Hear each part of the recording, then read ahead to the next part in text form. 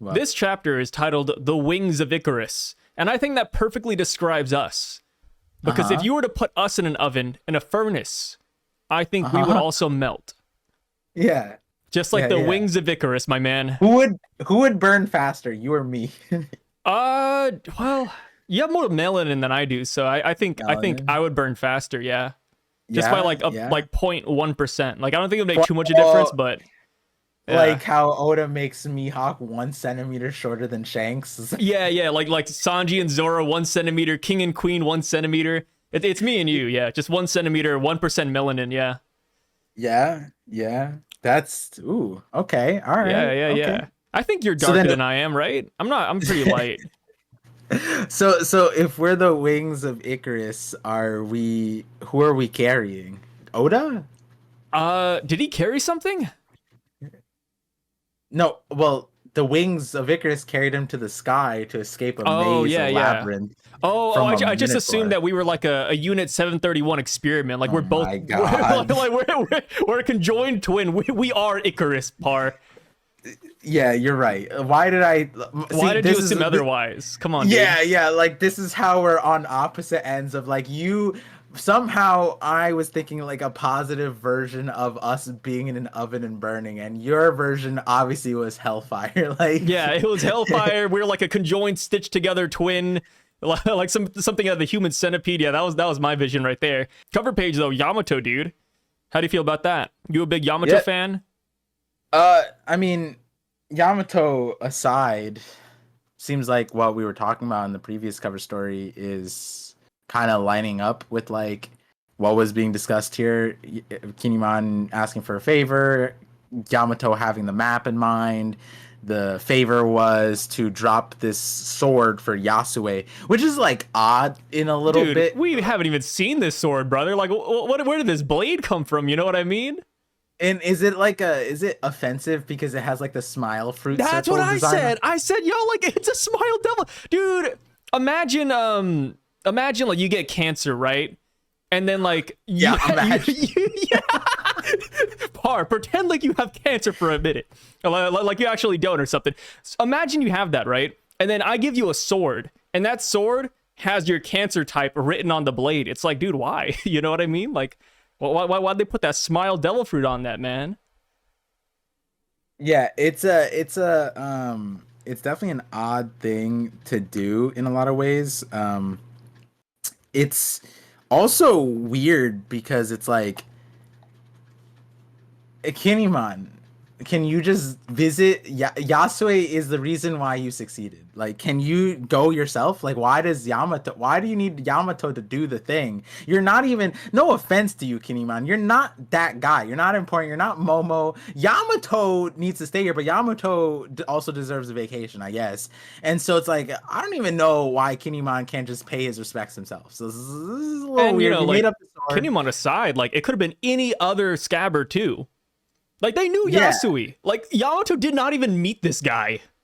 Yeah, it would be different if Yamato was, like, asking, like, hey, Yasui was one of the people that helped free me. Like, if without Yasui, none of you guys did really anything. He died for your sins, essentially. And so, if anything, if Yamato said, like, I want to pay respects to that guy. How should I do it? And then Kinemon is like, oh, this is how you should do it. That would make a little bit more sense to me. So this cover story, just a little bit, is like, huh? All right, whatever. It's like if you had to take out your trash, but you asked your next door neighbor to do it instead, right? Yeah, it's like it's kind of like that.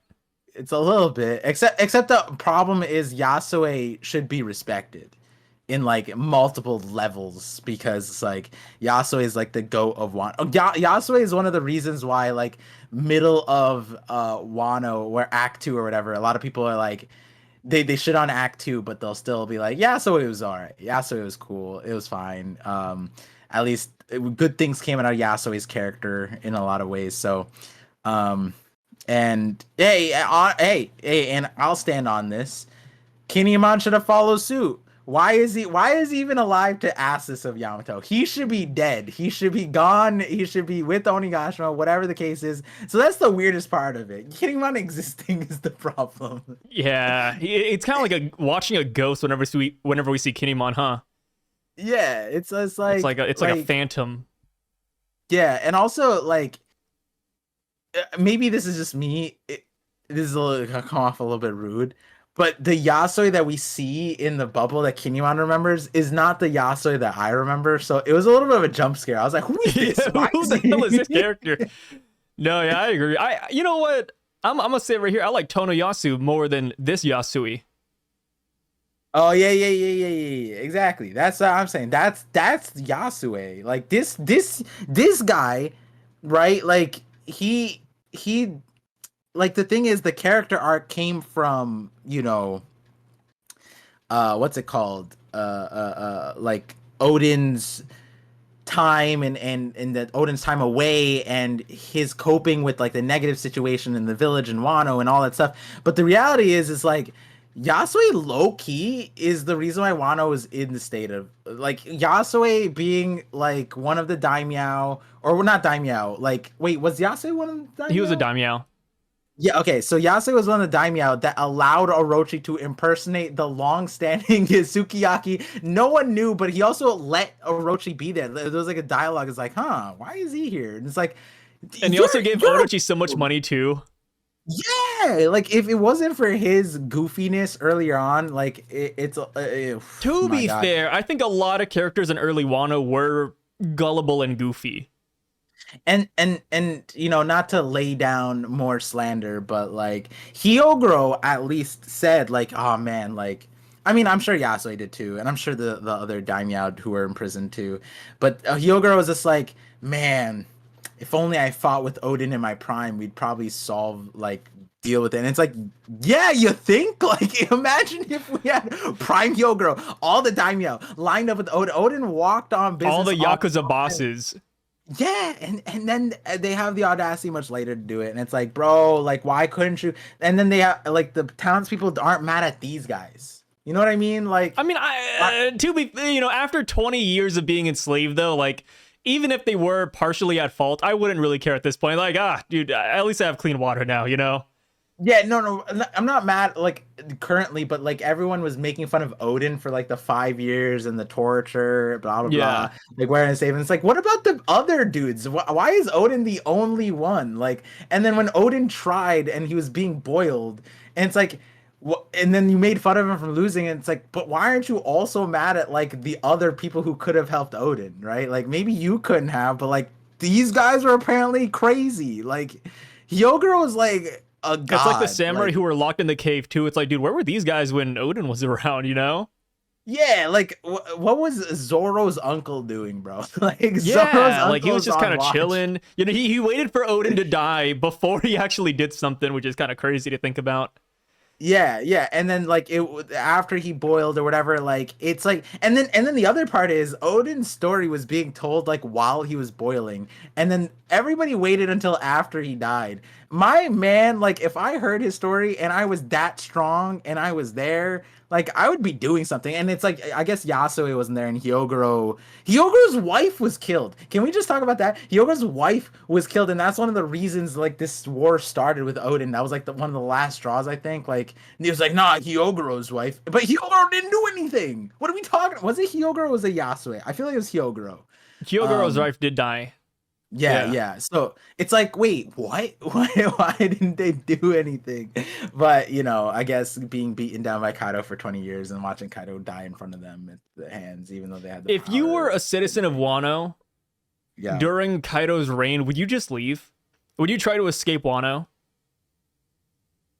Yeah. I think I would too. Yeah. I feel like maybe Kaido took away all their boats so they couldn't leave, but at the same time, I'd be like, yo. I tried to get out of this country, dude. I tried to get out of this country.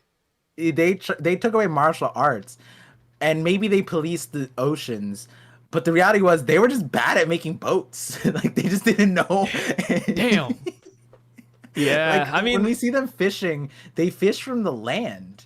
like that's how they caught Nekomamashi and Inuarashi, right? It was like they fished them onto land, and like, what are these things? They're not fish. And it's like, and then we see Frankie like these are our boats, and then he just walks up to like piles of wood, and he's like, what, huh? And they made the fact that Usopp.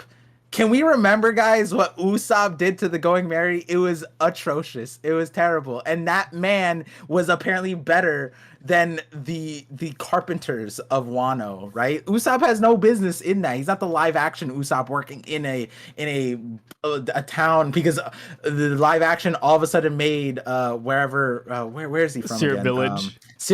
Sierra Village is a mini Water 7 apparently, with its own shipwright guild in there, and Kaya owns it. Whatever. The point. And Kaya's house is so gross, too. They changed that up.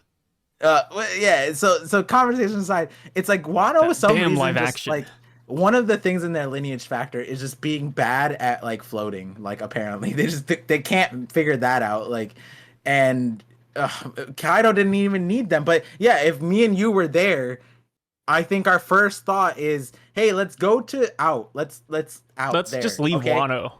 Yeah, and then, let's just escape. And then even if we failed, we would sink and maybe take in some water and realize, oh my god, tastes like fresh water. This is Poland Spring. Yeah, this is literally fresh water. We don't have to drink the poison. You know what's crazy too, now I think about it? You're right. Nobody's policing the citizens of Wano to stay there back when Kaido was reigning, right? Like, people in town could just leave. Like, after you're done, working, you can just walk away. Like that. That's it. It like they just couldn't leave, and then I guess make past the waterfall, which is like Odin, like Whitebeard and Odin. It was hard to get in and out, but like I feel like Wait, no, if it's not hard to get in and out, because there's the stupid octopus balloon, right? True, if you play the shamisen or whatever, I guess that like brings in, they just need to learn music, which wasn't outlawed, and it's like as far as the Wano, the more we think about Wano, the more it unravels, huh? The reality is they were starved, and so in the light of not being able to think correctly, like they were hangry. But the way I see it is like if Kinemon showed up after 20 years and it's like, let's make boats and fight Kaido, I would be like, no, let's make boats and leave. Can we do that? Yeah. Can we Frankie, master shipwright, instead of having us go barrel towards war, how about when all of them are in one spot off of the Wano thing and they're clearly not on the oceans, let's leave. You know what else I just thought about? Even if they thought that the freshwater in Wano was ocean water, why didn't anybody just try to distill it? And then, just get some water and just boil it. You know how rich you would be? And they could have just found out that, wow, I think this is actually fresh water. Nobody tried that for 20 years. That's insane. Yeah. That's crazy. Listen, their ancestors, whatever they were doing, built walls that were so dumb that the rainwater flooded them. Like they protected them against what, if you think there's a flood, whatever you think, sure, flood. But it's so stupid that they didn't like think about like, hey, if rain fills up, we're cooked. Because at the end of the day, Old Wano could have stayed. It really could have stayed. Drainage or figured out some kind of like aqueduct. They could have just done like an Amazon Lily thing where they had an aqueduct. Like they had a gate in the middle where it just released the water. Yeah. Because Amazon Lily, like the capital is like built in this pit in a mountain. Yeah. And then there's Dressrosa, which has like its natural weird rock border, but there's a giant hole right there that lets the water flow through. It's like, brother, like, why did I don't know. Maybe it'll be explained in the Void Century why they never broke down this wall. And you know what? Even if they didn't want to break down the wall, they could just pierce like a small hole just for the water to like. It doesn't have to be insane. Like, oh, we're breaking down the border. No. A hole this big would have sufficed. That's all it would have taken.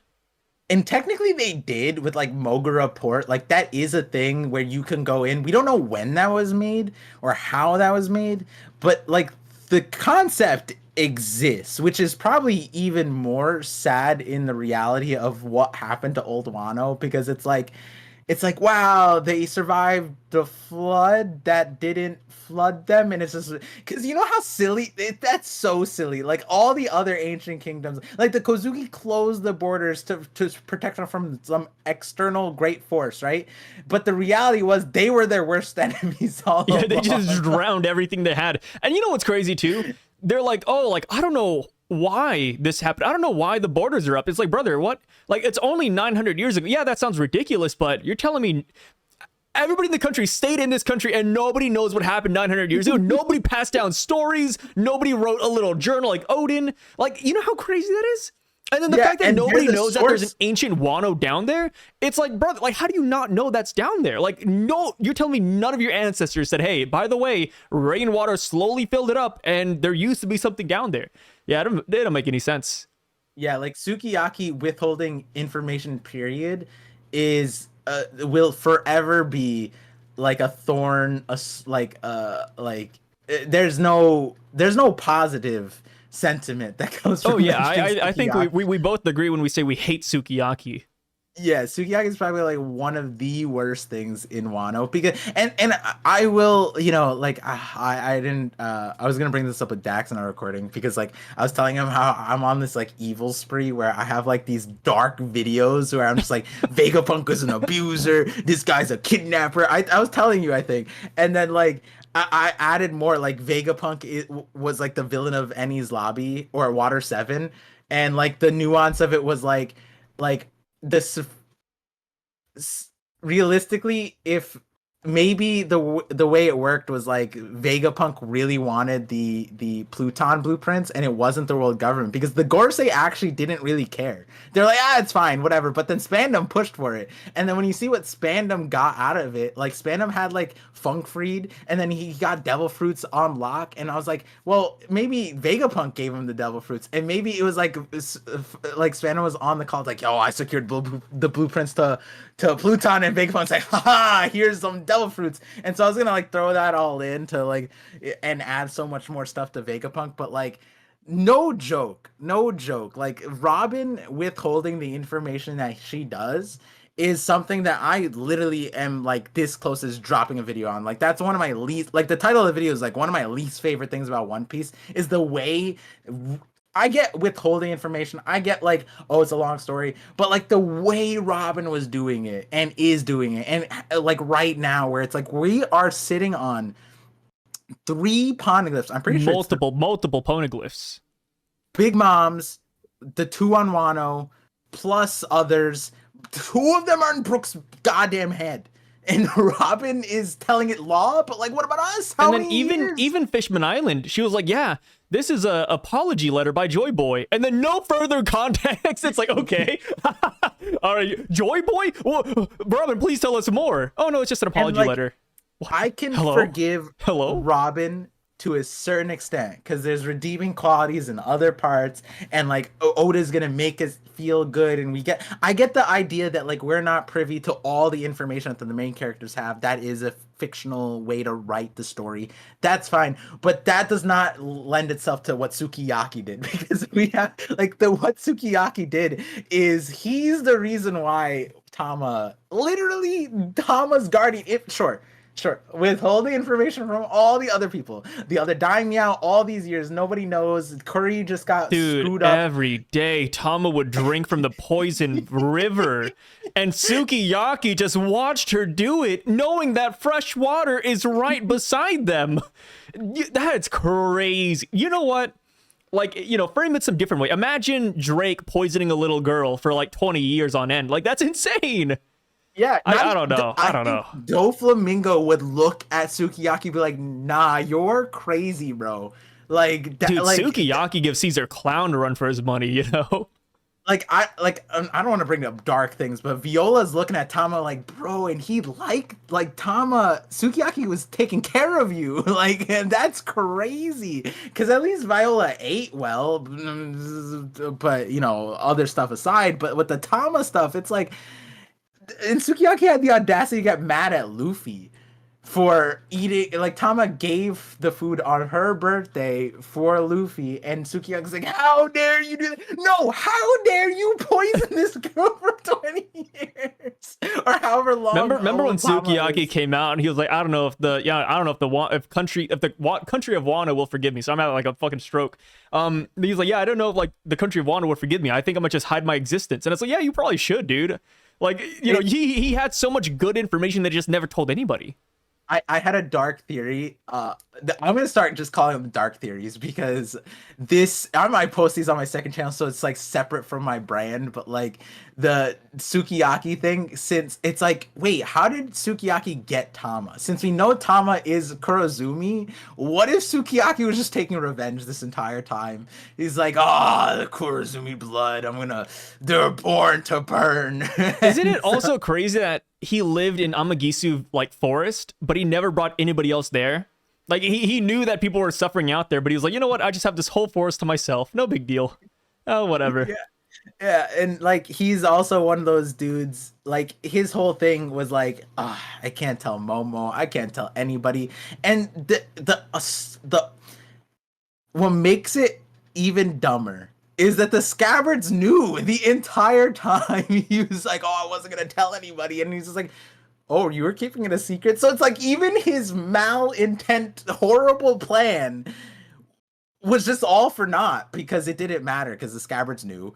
And then he ended up next chapter just telling Momo anyway. So it's like there's not a. And then the other part of it is like, let's go back to the way Odin was raised. Odin was just a monster child, but was it his fault? And then Sukiyaki threw him away. He just was like, no, I can't handle that. Yeah, 2 years I'm old. disowning. Nope. I'm disowning Odin. It's done, guys. He threw him in prison too. He made him like a stone mason, like because he accidentally turned a river in the wrong direction. It's like, my man, like I think it was something like he messed up the flow of a river. I'm like, your 8-year-old son, use that. Why are you just abandoning him? And then on top of that, Sukiyaki is like part of the reason why Kuri became a lawless land, and then Odin just inherited that.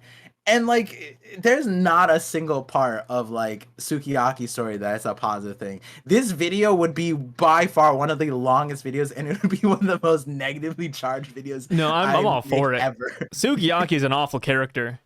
You know, like he is just L after L after L. And then there's like so much to his character that just like it's not necessary. Like the Tengu mask. What was the like? Why not choose anything else? And then like what were the wings about? Like you just stood out for no reason, and like and he wore stilts, right? He wore like the tall the shoes, but he's like giant period because he's a Kozuki, which you know he's using that blood pretty poorly. Yeah, there's a lot to Kozuki that's just or Sukiyaki that's just like, bro, like I can't with you. You're just not helpful. Period. Ever. Yeah, I mean, it's so bad. Like he knows that like, you know, the whole Poneglyph room is hidden, but he didn't say a single word to anybody else, bro. I'm sure there's other secrets of Wano that he knows. Like could he not have helped the rebellion like at all? Yeah, you know, like during that final award, he kind of just chilled in the back. I mean, I know he's not a fighter, but I don't think half of the other samurai that joined us were fighters either. Like, they've been enslaved for 20 years. You know, they just wanted to fight for freedom at that point. Like, Sukiyaki did not join us. And let's not forget, he's Kozuki. It doesn't matter how old he is. He's probably stronger than base people, like, period. He's huge. He's Kozuki. And he was a swordsman. Didn't he? Yeah, he had, like, Kitetsu the second, right? Yeah, he had the one and he also had his own sword too. He had his own sword. Then he had the second the not the Shodai, the Nidai Kitetsu. Nidai, yeah. Yeah, he did the Kozuki two sword style, right? Yeah, like dude, come on, dude. What is this guy doing? Waste of air, wasted breath. Like I don't know what we should have brought him to Onigashima just so he could die. He should have joined the fight just so he could die to like Queen's Isoni or something. I would put him in Udon prison with the Beast Pirates. Like, yeah, I was straight up. Oh, we didn't even talk about the craziest part where Orochi and that old guy were impersonating him, and he was alive and he didn't say a single word. Yeah, I mean, he was held captive during that, right? Yeah. He was held captive, but he escaped. And he still didn't say anything.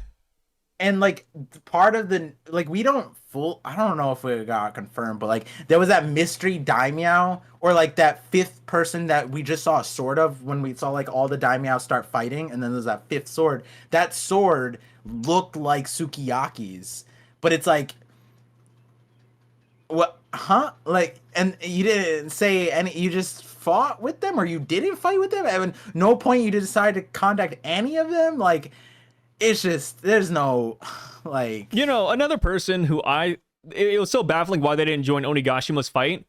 Onimaru. That son of a gun. It was the bridge wolf that has the mythical devil fruit. the It's fox, like, dude, like what is he doing, man? Like he's a master of the blade. He kind of clashed with Zoro for a minute. I mean, of course, it's kind of like a meme, but you know, he clashed with Zoro. He's a decent fighter, but he didn't join us. Yeah. It that like at least it's a fox, dude. Like at least At least it's a fox. Yeah, I know. Like, I give it that. Some leeway there. Like if we're comparing, the closest thing to him is Chopper, and Chopper, you know, his doctor, he did the doctoring stuff on the thing, you know, he did his role. And the fox, his role was to protect the graves. Cool, he did it. Awesome. Cool. I'm not mad at the fox as much, but yeah, you're right. It's like the whole point of the war was that they gathered the swords from there to give to the samurai, so it's like technically what you're protecting is being used at the thing. So like maybe part of your role on Onigashima was to pick up the swords as like hey, like, oh, this guy died, let me pick up the sword. At least, like, you know how funny that would be. Like Jack out of Dressrosa. Yeah, just like a scavenger, just like a just picking up all the swords, not even fighting, just like picking up after people. That'd be. And then isn't his new master what's his name, Kawamatsu? Like Kawamatsu was there, he didn't join Kawamatsu. The hell's going on? Oh my god, yeah. What is going on with Wano, bro? There's a lot. Like Kawamatsu being a scabbard and a fishman and not like, yo, he could have figured out old Wano too. Oh, you're right. Yeah. He could have just easily said, "Hey guys, like that's good water over there, man." Yeah. Wait. And he didn't get captured for a while too. I know people are gonna say, "Well, he was captured in Udon prison," but no, he was free for a good minute. You know, he was free before he got captured. Yeah, he was also captured alongside Nekomamashi and Inurashi, right? And put at the stake. And so technically he was in the ocean, the seawater. Oh yeah. Oh, so he should have known. Maybe it's sure that dumb. I think we need to stop talking about Wano in retrospect. I feel like we're just we're seeing all the holes here, you know. Yeah. And me, hey, Oda, that's, we're not pointing out holes. We're just pointing out other ways Oda can elevate One Piece, as he always does, because he watches these videos, as we know. Yeah. Oda watches every single Parcast. Yeah. He spends 4 hours every week not writing One Piece. He just comes over here instead. He puts these videos on during the 3 hours that he sleeps at night, so it fits perfectly, and he just absorbs it passively. His kids are like, "Dad, what are you listening to?" Ooh, and then Oda, since he's super rich, he probably has like 10 different translators like working overtime doing like, you know, translating what we're saying. Yeah. I mean, like he has a Japanese to Chinese translator, and then the Chinese translator translates it to he gets Spanish. The spoilers of he gets leaks of these calls. He has us hacked, actually. He's actually in the call with us right now. Say hello, Oda. No, when we upload to Google Drive or whatever, that's when he has all the data. He has a deal with the Google with CEO. ABC. Yeah, everything. That he has it on lock, and so he has One Piece SEO. Anything related to One Piece, boom, he has it. It's in his records. Speaking of One Piece, did you see there's a One Piece official Roblox game? Yeah, I feel like Pew was like mass tweeting that, or maybe it's horrible. Oh, is it? Really? It's actually one of the worst games out there. Yeah, it's one single level, only one type of enemy, and it's just an endless wave. And you only have 3 attacks. What? Like, are you Luffy? I don't even know what Roblox. You just like create a brand new character, I think. Interesting. Yeah, no, it's horrible, dude. I don't know why they put it out, and it's not like One Piece. It's the One Piece live action. Yeah, it's the One Piece live action. So you're fighting like the live action version of Axe Hand Morgan, There's like a weird like Inaki Ghidorah caricature in there as well. Like it's awful, dude. You know what If you happened guys there? want a really bad game, check it out. So that's the OPLA marketing team or the firm that they hired to market it. Just looking at demographics, like, well, if our target demographic we want to grow is children, let's look at what children consume. Roblox, and that's the number one thing. And then like they put zero effort, not put any thought into it. At that point, you're more effective of making live action Fortnite skins and just doing the bare minimum, which is what everybody does. So I don't know why you wouldn't do that. Like even I think I don't know if this is fake or not, but I'm pretty sure this is something Fortnite would do. Like with the Kendrick Lamar and Drake stuff, there are skins for Kendrick and Drake, and so they bundled them up and they called it the beef bundle. I wouldn't be surprised. I think Fortnite has like a new bundle every other day. Yeah, so it's like that should be, if you want to get kids into the live action, that's where it is. Don't do bare minimum Roblox stuff. That's weird. It's such a horrible idea. Yeah, Yeah, you should look up some gameplay after this. It's awful. It's too late at night or early. Yeah, you don't want to waste your time. Yeah. Fair enough. So cover page. So let me see here. Yeah, Kinemon's not going. Yamato's going instead. I'm surprised Otoko doesn't go, considering that's her dad. True. Yeah, Maybe right. she just lives there. Maybe she's the priestess.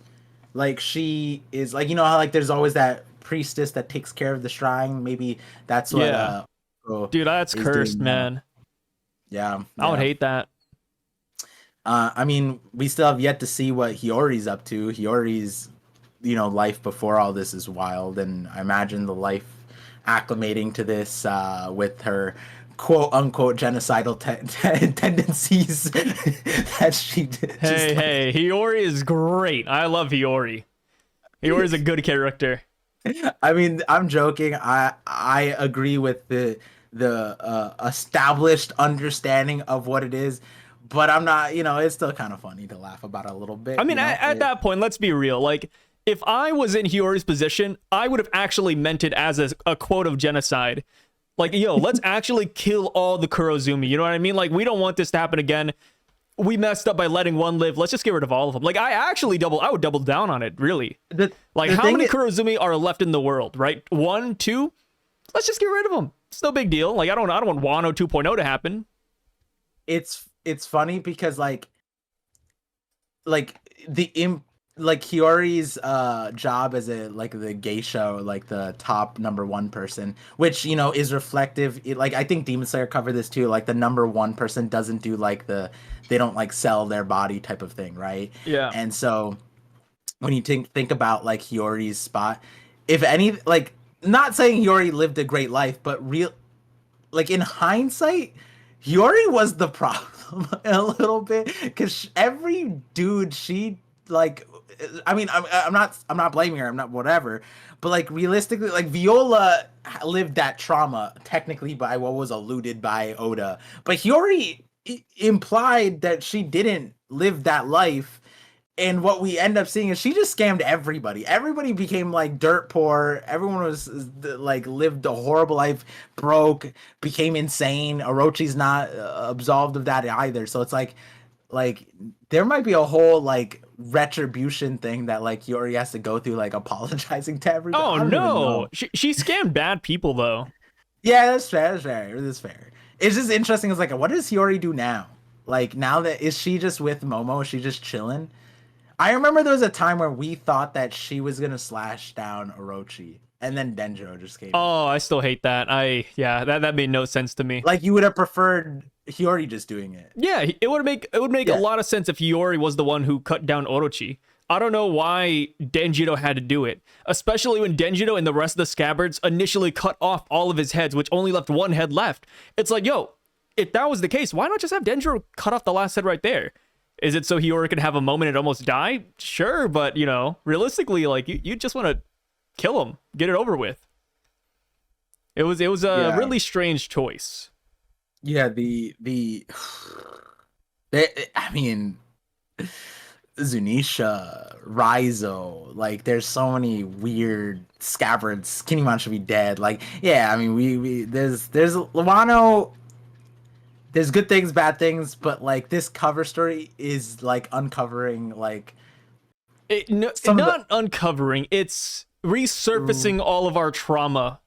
yeah, we should That's what it's sync it doing. just like Onigashima. Where Onigashima is where Wano. It should not be at the surface with these cover stories. Yeah. When people ask about like, Act 1 and 2 of Wano, we're just gonna be like, huh? What? Huh? Wano? 1 and 2? What is that? All I know is the raid. All I know is the fights. There's a lot of good things in those chapters, like a lot of good narrative stuff, which actually like connects to something in this chapter. We talked a little bit about it, but yeah, there's stuff just like on the grand scale where it's just like, yeah, maybe they just lost IQ points because they were just like starved and permanently like stuck Yeah, and like maybe that's it. isolated, and they can't build boats, which is like weird. There's a bunch of wild things. But yeah, it's a very interesting thing going. So into this is volume 4 of Yamato's journey. How long do you think we're gonna be in Wano? Do you think we're gonna spend like do you think we're gonna spend a week at every single town on that map? Oh no, dude! Like Okabore, the mountain, Amigasu, Udon Prison, Habu Port, and then the cemetery. Do you think we're gonna get like 8 to 9 weeks of Yamato just saying hello, goodbye to people? Like, I love Yamato, but if it's really 8 to 9 weeks of Yamato just saying hi to old characters in Wano, I feel like every single week we're gonna be going through this exact same conversation where we're like, yo, you remember that guy from Wano? And then we just make fun of him for like 30 minutes. Yeah, see, this is the hard part because like this is coming off of the cold-blooded excursion that the Vinsmokes went, which tied us to Blackbeard, Kuzan, then Mads, and Vega Punk, then Caesar showed up in the thing, and then there was Ganja in there. Like there was so many things. The cover story connected back to the story. How are we gonna do that with Wano? And it's like maybe your theory of like the Blackbeard showing up on Wano, that's how we end this cover story, and then it ties into the actual thing. I could see that. That would be cool.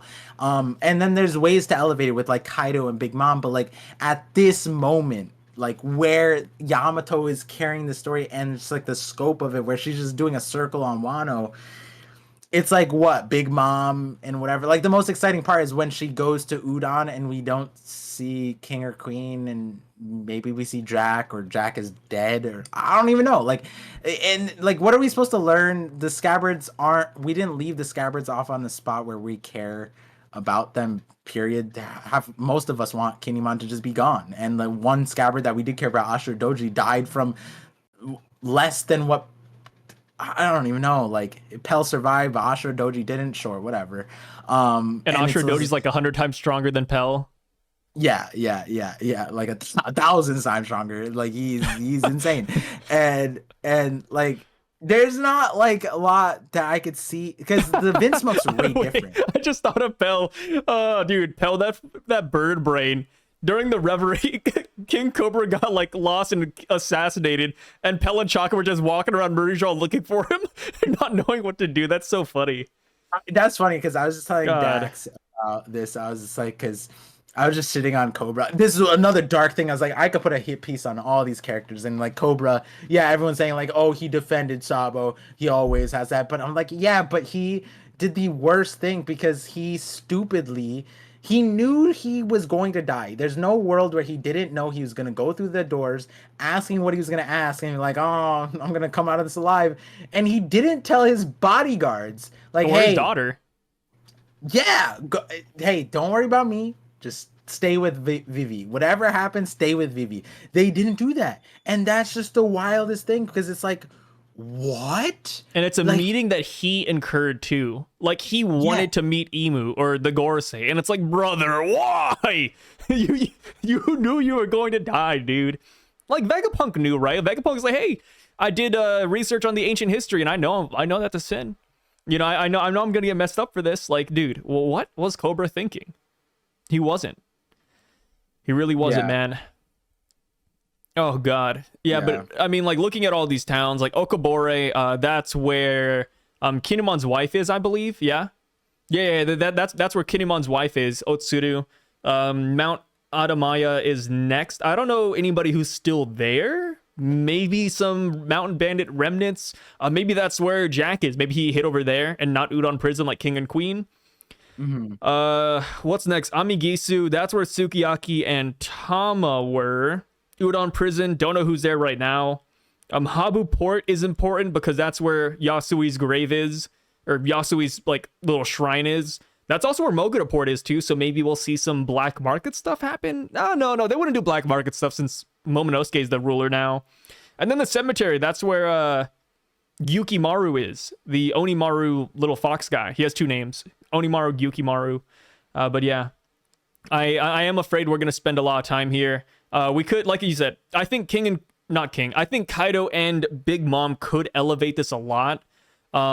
Blackbeard could as well. Even Cross Guild. We know Cross Guild has to come here if they want to become King of the Pirates.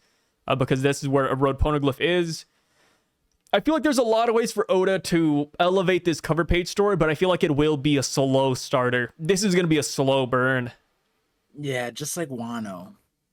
Yeah, just like Wano. Do you remember... No, you weren't reading the manga yet, dude. Wano Weekly. That was anime. Yeah, but I still felt it. It just didn't. Yeah. It didn't affect me as badly as I would imagine. 13 pages of whatever you were set up to with that. Whereas like the anime had like the visuals. It had like every episode kind of like it was. I remember when we started Wano, it was like. The animations went like it was like an evolution of like from Pokemon, like from Charmander to Charizard almost like, and that was just like it's kind of like the thing where it's like the meme of like Toei giving you the bare minimum and then they just do the good thing and you're like ooh, whereas like you can't, that sounds unfathomable now that we're at Egghead, where it's like this is way different than pre-Wano One Piece. Pre-Wano One Piece is one thing. Pre-Onigashima Wano, or pre-Rooftop Wano is also like night and day. So it's like if Onigashima is like here, Wano was here, we were down here for so long with the One Piece anime, to the point where people are like, just end it. Like I'm exaggerating a little bit, but people are like, bro, like people don't like One Piece because the anime is so bad. Like just end it, just cut it off, just keep it the manga. Like that's extreme, but like that's the synthesis of some people's sentiment, Yeah. So, and then now we have Egghead, and every episode is absolutely beautiful. Insanity. Yeah. Like, no, dude, Egghead is great. Inconceivable. Like I watch One Piece and it's like, yo, this is a modern day anime. Yeah. Like it's good. It's good. I'm like thoroughly shocked. Like Toei actually spent the money and got their animators, gave them more time or whatever. I don't know how it works back there, but every episode of Egghead is like a blessing. But yeah, man. Past this cover page story, we cut over and we see, goddamn, we have so many reactions in this chapter. The first one we have is Navy HQ, Marineford. Well, I guess like Marineford 2.0. We got Akainu and a bunch of Marines here, and they're all reacting to Vega Punk's message. Akainu surprisingly doesn't say anything. What do you think about this? What do you think about the Marines right now? The Akainu, I mean, the first thing is like, hey, dragon stocks are up with this, like. Oh, because he's not saying anything. Yeah, you got the ellipses. That's dragon stees. You know. Yeah, what but I'm here's saying? the thing though, like people. Dude, nobody's blaming Akainu for not saying anything, though, right? Like, if this were Dragon, dude, if this was Dragon with the ... dude, you could go on Twitter, man, people would be laughing at that guy. But Akainu doing it? No, it's fine. That's totally fine by me. I was upset. I was like, because I was saying like, where are the people? I think I said like, where are the people mocking Akainu? And then the Mock Town is the next thing, and I was just like laughing. It was just funny because Mock Town was laughing, but with the Akainu situation, it was like, dang, like Oda went really hard on drawing him here too, which is like. Dang, hey, Oda like, said it before, man. He said that Akainu is the most handsome man in One Piece, so he wants to do him justice. It's his favorite actor. It's like this. The anime is gonna squeeze this. This is how we get the more girls into One Piece too. He's gonna get like, the Rob Lucci treatment. He's gonna like take off the jacket. He's gonna flex the abs a little bit. It's like, damn, why? Yeah, he's gonna go super hard on him. And the thing is with the Kainu too, because his powers kind of like correlated to what's happening like around the world. Like Vegapunk says it's sinking, earthquakes related. Well, volcanoes are like creating islands. Like Iceberg wishes he had a Kainu's power because a Kainu could just make more land, Oh technically, yeah. theoretically. And he's kind of like there's certain characters in the One Piece world. Like I think I don't know if it was this chapter. I'm forgetting now. Oh yeah, it was Kuzan. Like Kuzan looking at this, like Pizarro and Kuzan are fine. Like there's not a worry for them. They could just freeze or create like what Wano is, Pizarro can create. And so like a Kainu is kind of on the same boat. Everyone else is freaking out. He's kind of like, you said sinking? That sounds kind of that's how can I use that for justice? You know, like that's The world's yeah. sinking, man. What do you think the Marines are gonna do about it? Do you think they're gonna go along with the world government and their sinking plan, or do you think they're just gonna, like I don't know, like how do you feel about them right now? Where do you think their sentiment is? So this is where it's interesting, right? Like they're the arm of the world government and they're supposed to police the world on behalf of them, which in general the reigning force is supposed to have the best interest of the denizens that they're reigning over. And so when it comes to like what's gonna happen, we're already seeing places get flooded. We're also seeing people's islands become uninhabitable. Technically, in the disaster situation, that's when like we have the Coast Guard or like the military. They start rolling out to do relief and stuff like that, and use the power of the world government or America or whatever, funding these relief efforts.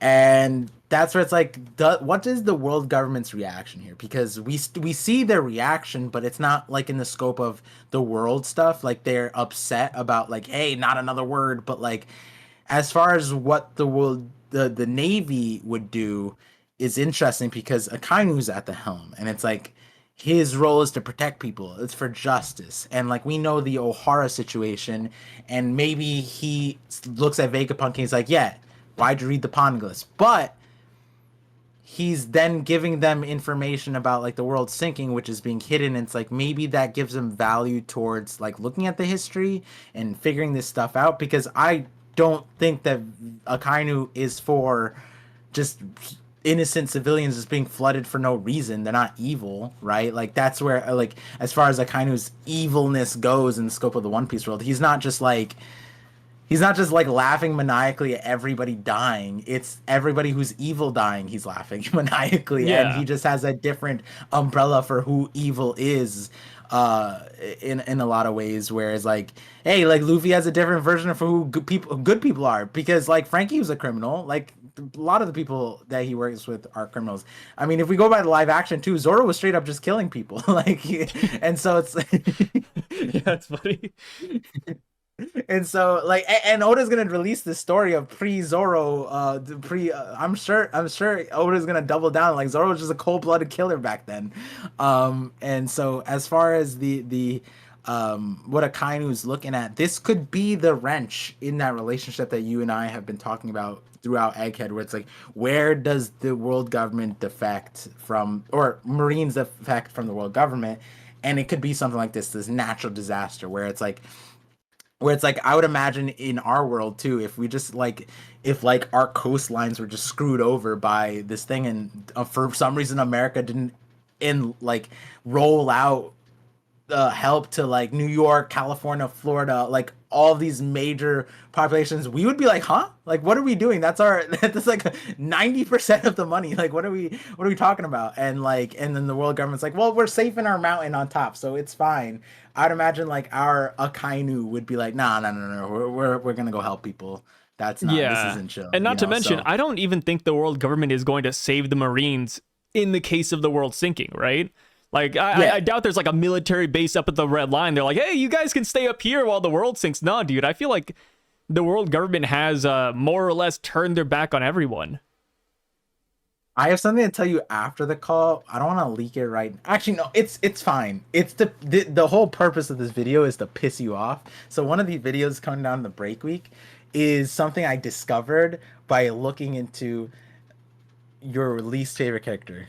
Can you guess? My least favorite character, Saul. No, no. Oh yeah.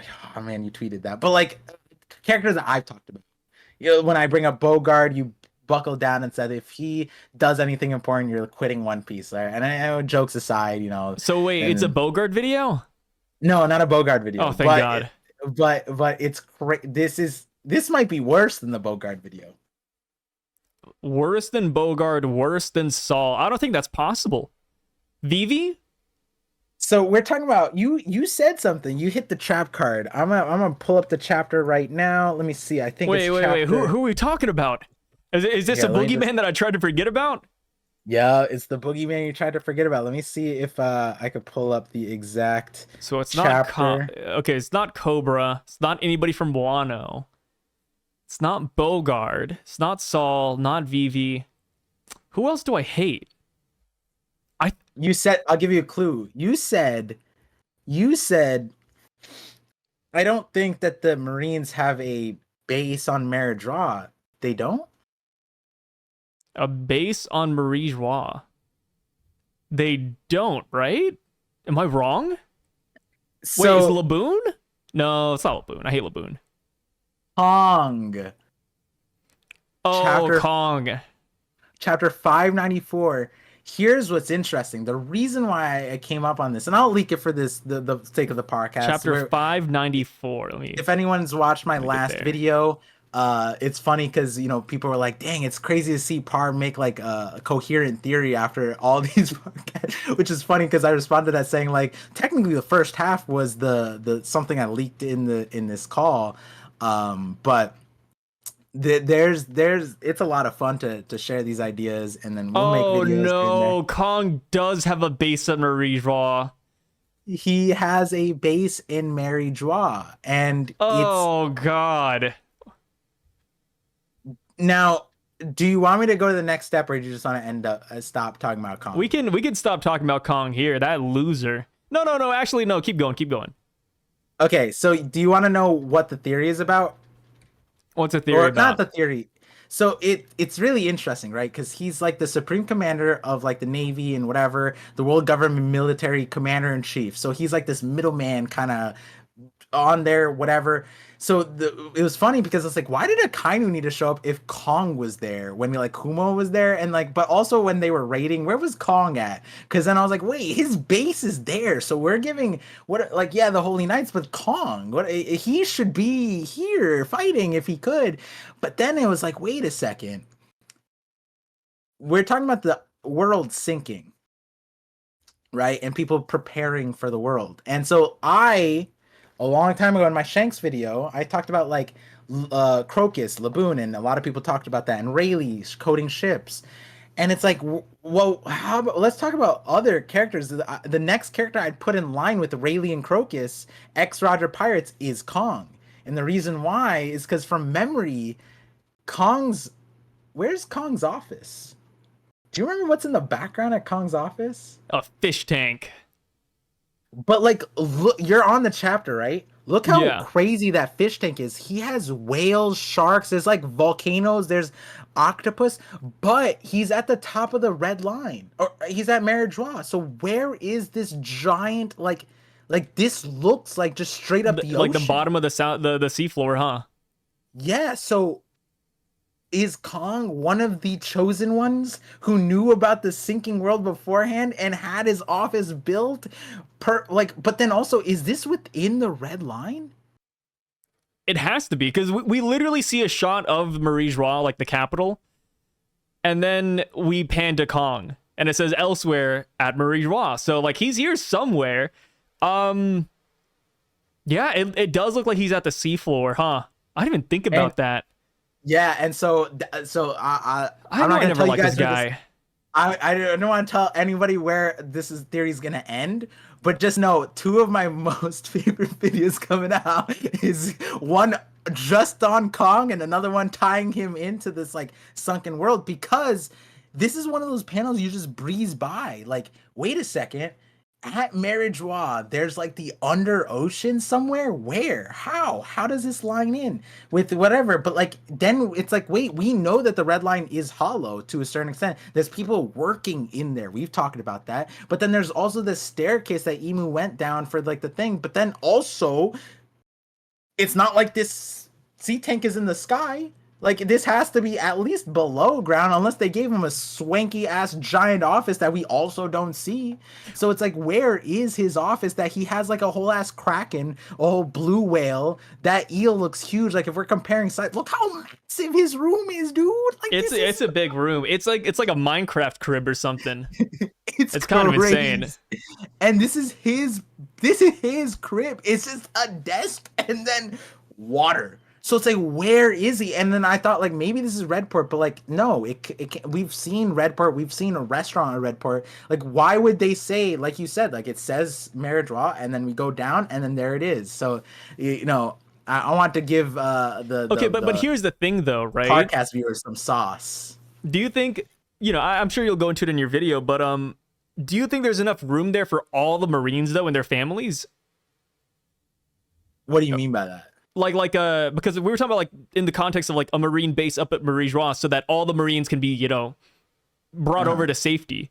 Do you think they're gonna do that, or do you think only Kong will be safe? do you think Kong alone is just gonna like look at the window and see all the drowning people like goodbye guys? Because when you look at Kong's intro box, it doesn't even say he's a part of the Navy. It just says he's a world government military strategist or whatever. Yeah. So there's a chance that he actually betrayed humanity and you know he's working to become a celestial dragon.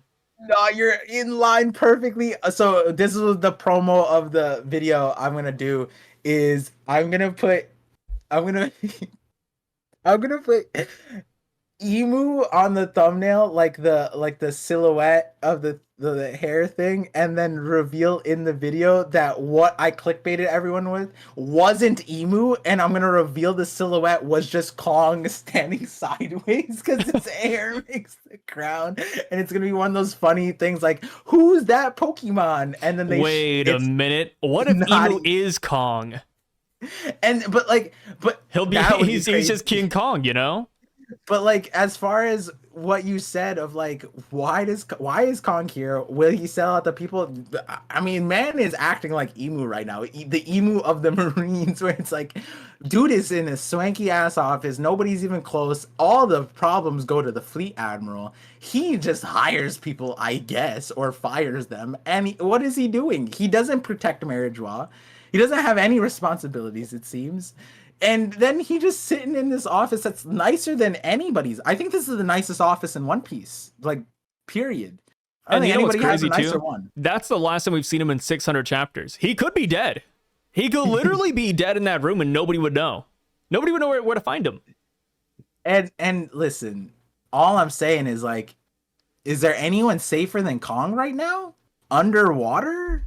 I mean, even if Luffy were to destroy the Red Line and he's at the ocean floor, he's still chilling technically. All he needs is that roof above his head. Yeah, he's good.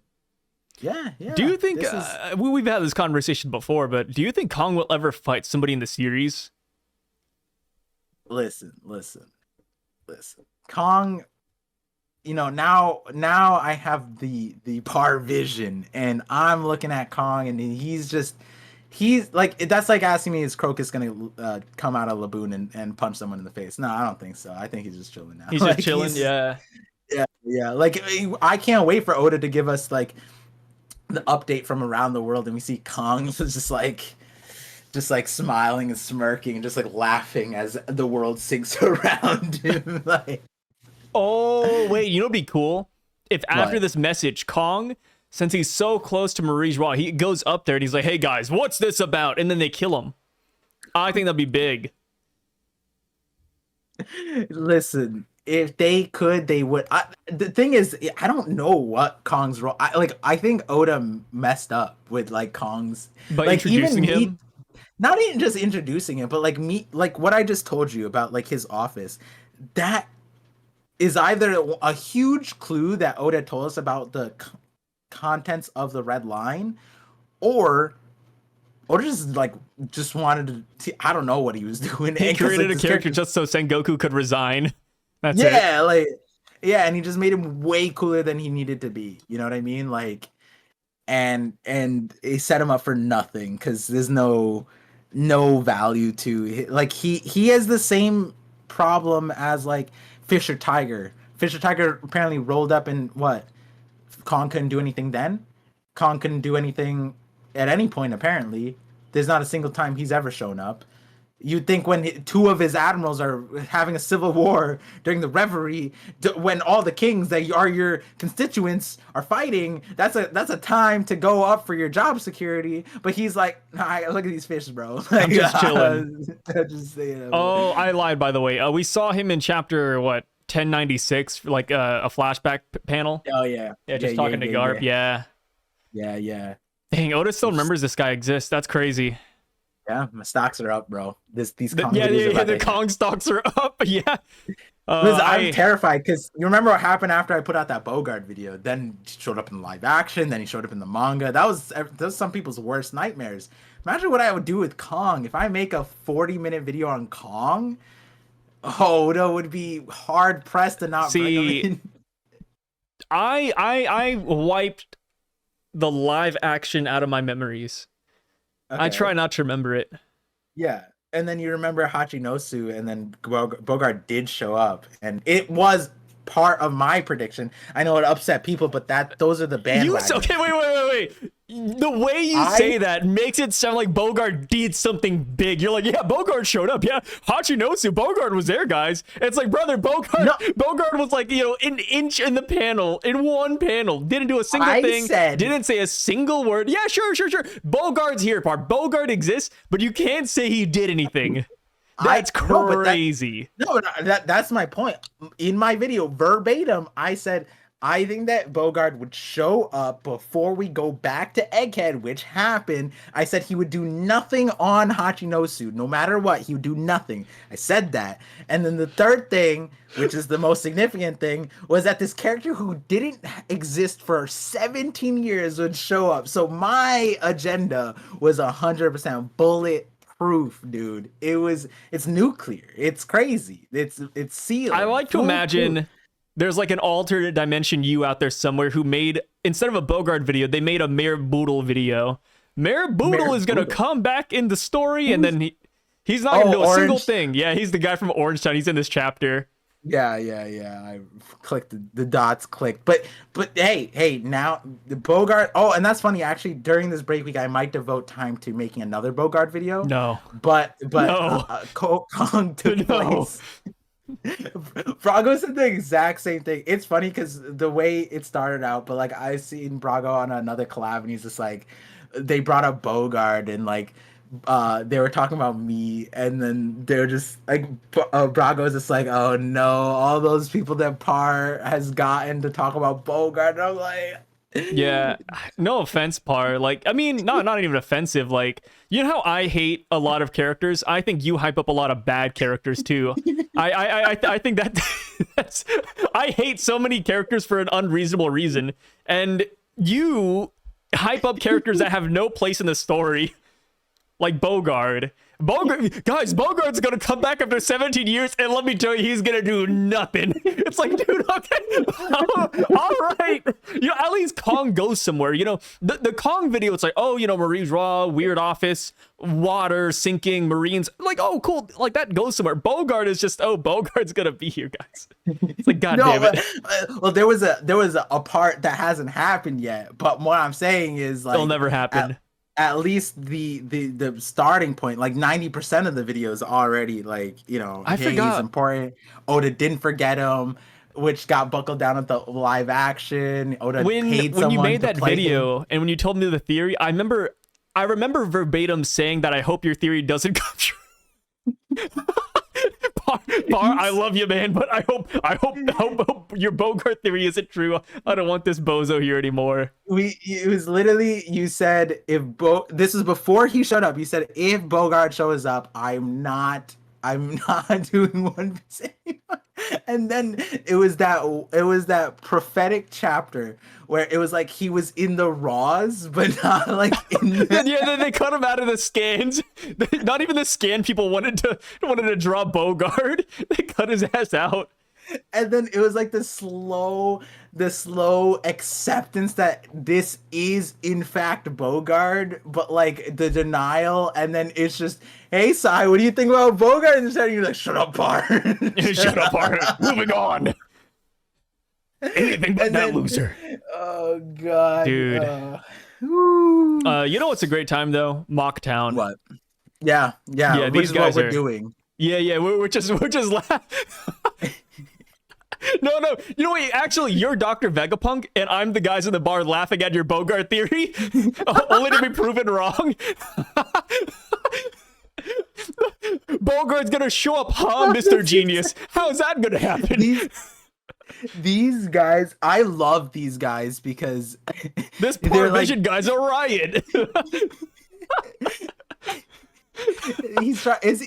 because they also were like very nuanced of it, because they're like the Pirate Island light. Like these are the loser pirates, technically the pirates that don't even believe Sky Islands exist, whereas in They the don't new even world, believe that's One like Piece exists. it's like every They probably think the world is flat. they're like unironically like smile fruit users, like just naturally just like they can't like think deeply, so they just laugh at like the realities of the world, because they're like, is he trying to panic everyone and take the world down with him? And you sing about the Bogard. Dude, you know what I just noticed? That Denden What? Mushi is it's Doflamingo's Denden Mushi. Yeah. Oh, shoot. Yeah. It has the Doflamingo crest on it. And it's like, brother, the guy's in prison. Well, That's crazy. Doflamingo gave, because remember, like Kaio is like, or Sierra Village is saying they're really expensive, so it's like Doflamingo funded Mocktown a little bit, so Yeah, with Bellamy. they were able to do it, you know. And it's a good thing that no one stole it, considering how expensive Yeah. it was. I'm surprised, Doflamingo left it there too. Yeah, I love the line. How the heck is the world supposed to sink, Mr. Genius? Yeah, I love it. This guy's Orion. I love the dialogue so much. Do you think Joyboy would get along with these guys since they're all laughing and smiling? 100%. You could plug these words in for what Joyboy said probably back then. You know what I mean? Like, Yeah. when Lily's just like, the world's gonna sink, everybody, and then Joyboy's just like, haha, that sounds so goofy. I don't need to worry about it. And then he like dies, and then Lily's like, Do you think Joyboy is going to be constantly laughing? oh yeah, Damn. yeah, 100%. Yeah. Yeah, I hope he has a good laugh. It's probably gonna be grating on our ears at the start. Ooh. Okay, he's kind of skipping around, but if we do get a Joyboy flashback, what age would you prefer Joyboy to start at? Like, would you want him, like, since he's conceived? Maybe, the day he pops out of the uterus? Would you like him when he's like 5 years old, maybe a teenager, or like young adult or old man? Like what age would you like Joyboy? You're framing this in such a terrible way. And I was laughing because it's like, according to Oda, we started out the womb with this one. Like, we don't fully know, but they're making it sound like just Joyboy from the get. Like, his mom was. We watched the night he was conceived. Yeah, like the start of the Void Century is like the conception. No, it's 9 months before he pops out. Yeah. Oh my God. Oh jeez. The Wait, Ancient Kingdom. So what do you think? It's hard to say at the moment, but I feel like the way we're going, it's to skip a lot of the conversation and get right to the point. One of the most widely popularized accepted versions of the Void Sentry is a direct parallel of Dressrosa, where like Sugar is Emu.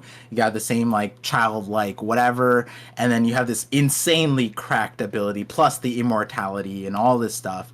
But that ability made you forget somebody entirely. And so like what if there was a version of this in the Void Sentry, and so the reason why Joyboy was forgotten except by name in some written legends, which is what the Buccaneers had, which if Joyboy was the first pirate, for example, which Buccaneer means pirate, then that explains where like the Kuma lineage, word of mouth, like that stuff stays. Kind of like how we were memeing on Sukiyaki, he has the word of mouth of royal legends, same thing with Fishman Island, whatever. Joyboy has his own version of that. And so if we're forgetting about him entirely, and we are starting at the beginning, the version of that could exist where like Emu or some entity existed that made us forget entirely from birth, kind of like Kyros, that like all they had was a statue and like the record and the legend, but they didn't know who, what, where, and how. Which is like, wait, did Kyros' statue have one leg? It did, right? Yes. Yeah, it's kind of funny because it's like there's only one-legged guy on this entire island, guy. Like this toy soldier guy is been crying out for help, my guys. Like there's the one-legged soldier, one-legged dude. All Kiro really had to do be like that me got me, like literally caveman, the leg, like point to his goddamn leg and be like that me, like that's it. But that aside, the point is it's like it could be a world like that where it's like that's why the story starts at Joyboy's birth, because it was like that's from the moment he was forgotten. And you know, like obviously I'm not locked in that viewpoint, but given the way it was worded in this chapter, it just feels like they just hated him from the moment he came out. Like, and here's a flip of it to give people a perspective, is that one thing that we learned about in this chapter is that he was born into an advanced bountiful kingdom, not like the progenitor of, not like at the beginning, not that he created. He was born into the advancement 900 years ago, at the same time when this legendary Iron Giant existed or was made. So then if we're to look at it like that, another version that I explained somewhere else was that like Vega Punk at the tail end of his empire, so to say, he creates the seraphim. He creates like this like genetically modified peak of humanity, and so like there's certain contexts that you combine, and maybe you get a Joyboy situation where Joyboy was like a created person that was born, and that was like the beginning of the end, so to say, to certain things. But it was like a created thing, and it could be that like the seraphims technically were sanctioned by the world government, maybe they were like sanctioned, like the group that Joyboy was in. Maybe if Joyboy had a sibling, maybe if Joyboy was part of a group of creations, Joyboy was the one that broke free. And like this is a huge theory, if you guys can kind of tell that there's like more to it. I don't even know when this video would come out, but I did just explain it entirely in a separate video or stream.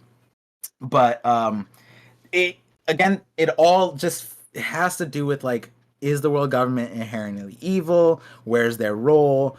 What's Nika's or Joyboy's relation? Now we can at least separate Nika from Joyboy, and we could do that healthily. Devil fruits could be a thing.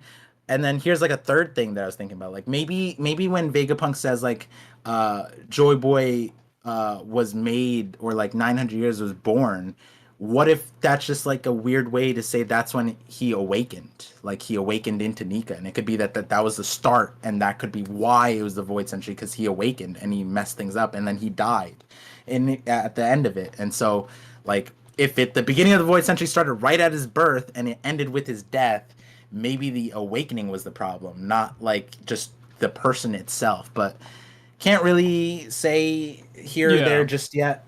There's a lot there though.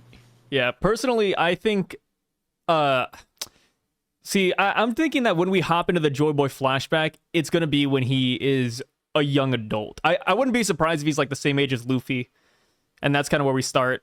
That was like a jumping point. And then we'll go back and get the backstory for Joyboy and all that good stuff. But I mean, Vegapunk's recollection of it is all really spotty, or not recollection, but his knowledge of it, it's all really spotty. And he says he doesn't want to like pretend to know or like, you know, insinuate things that he doesn't understand yet. So yeah.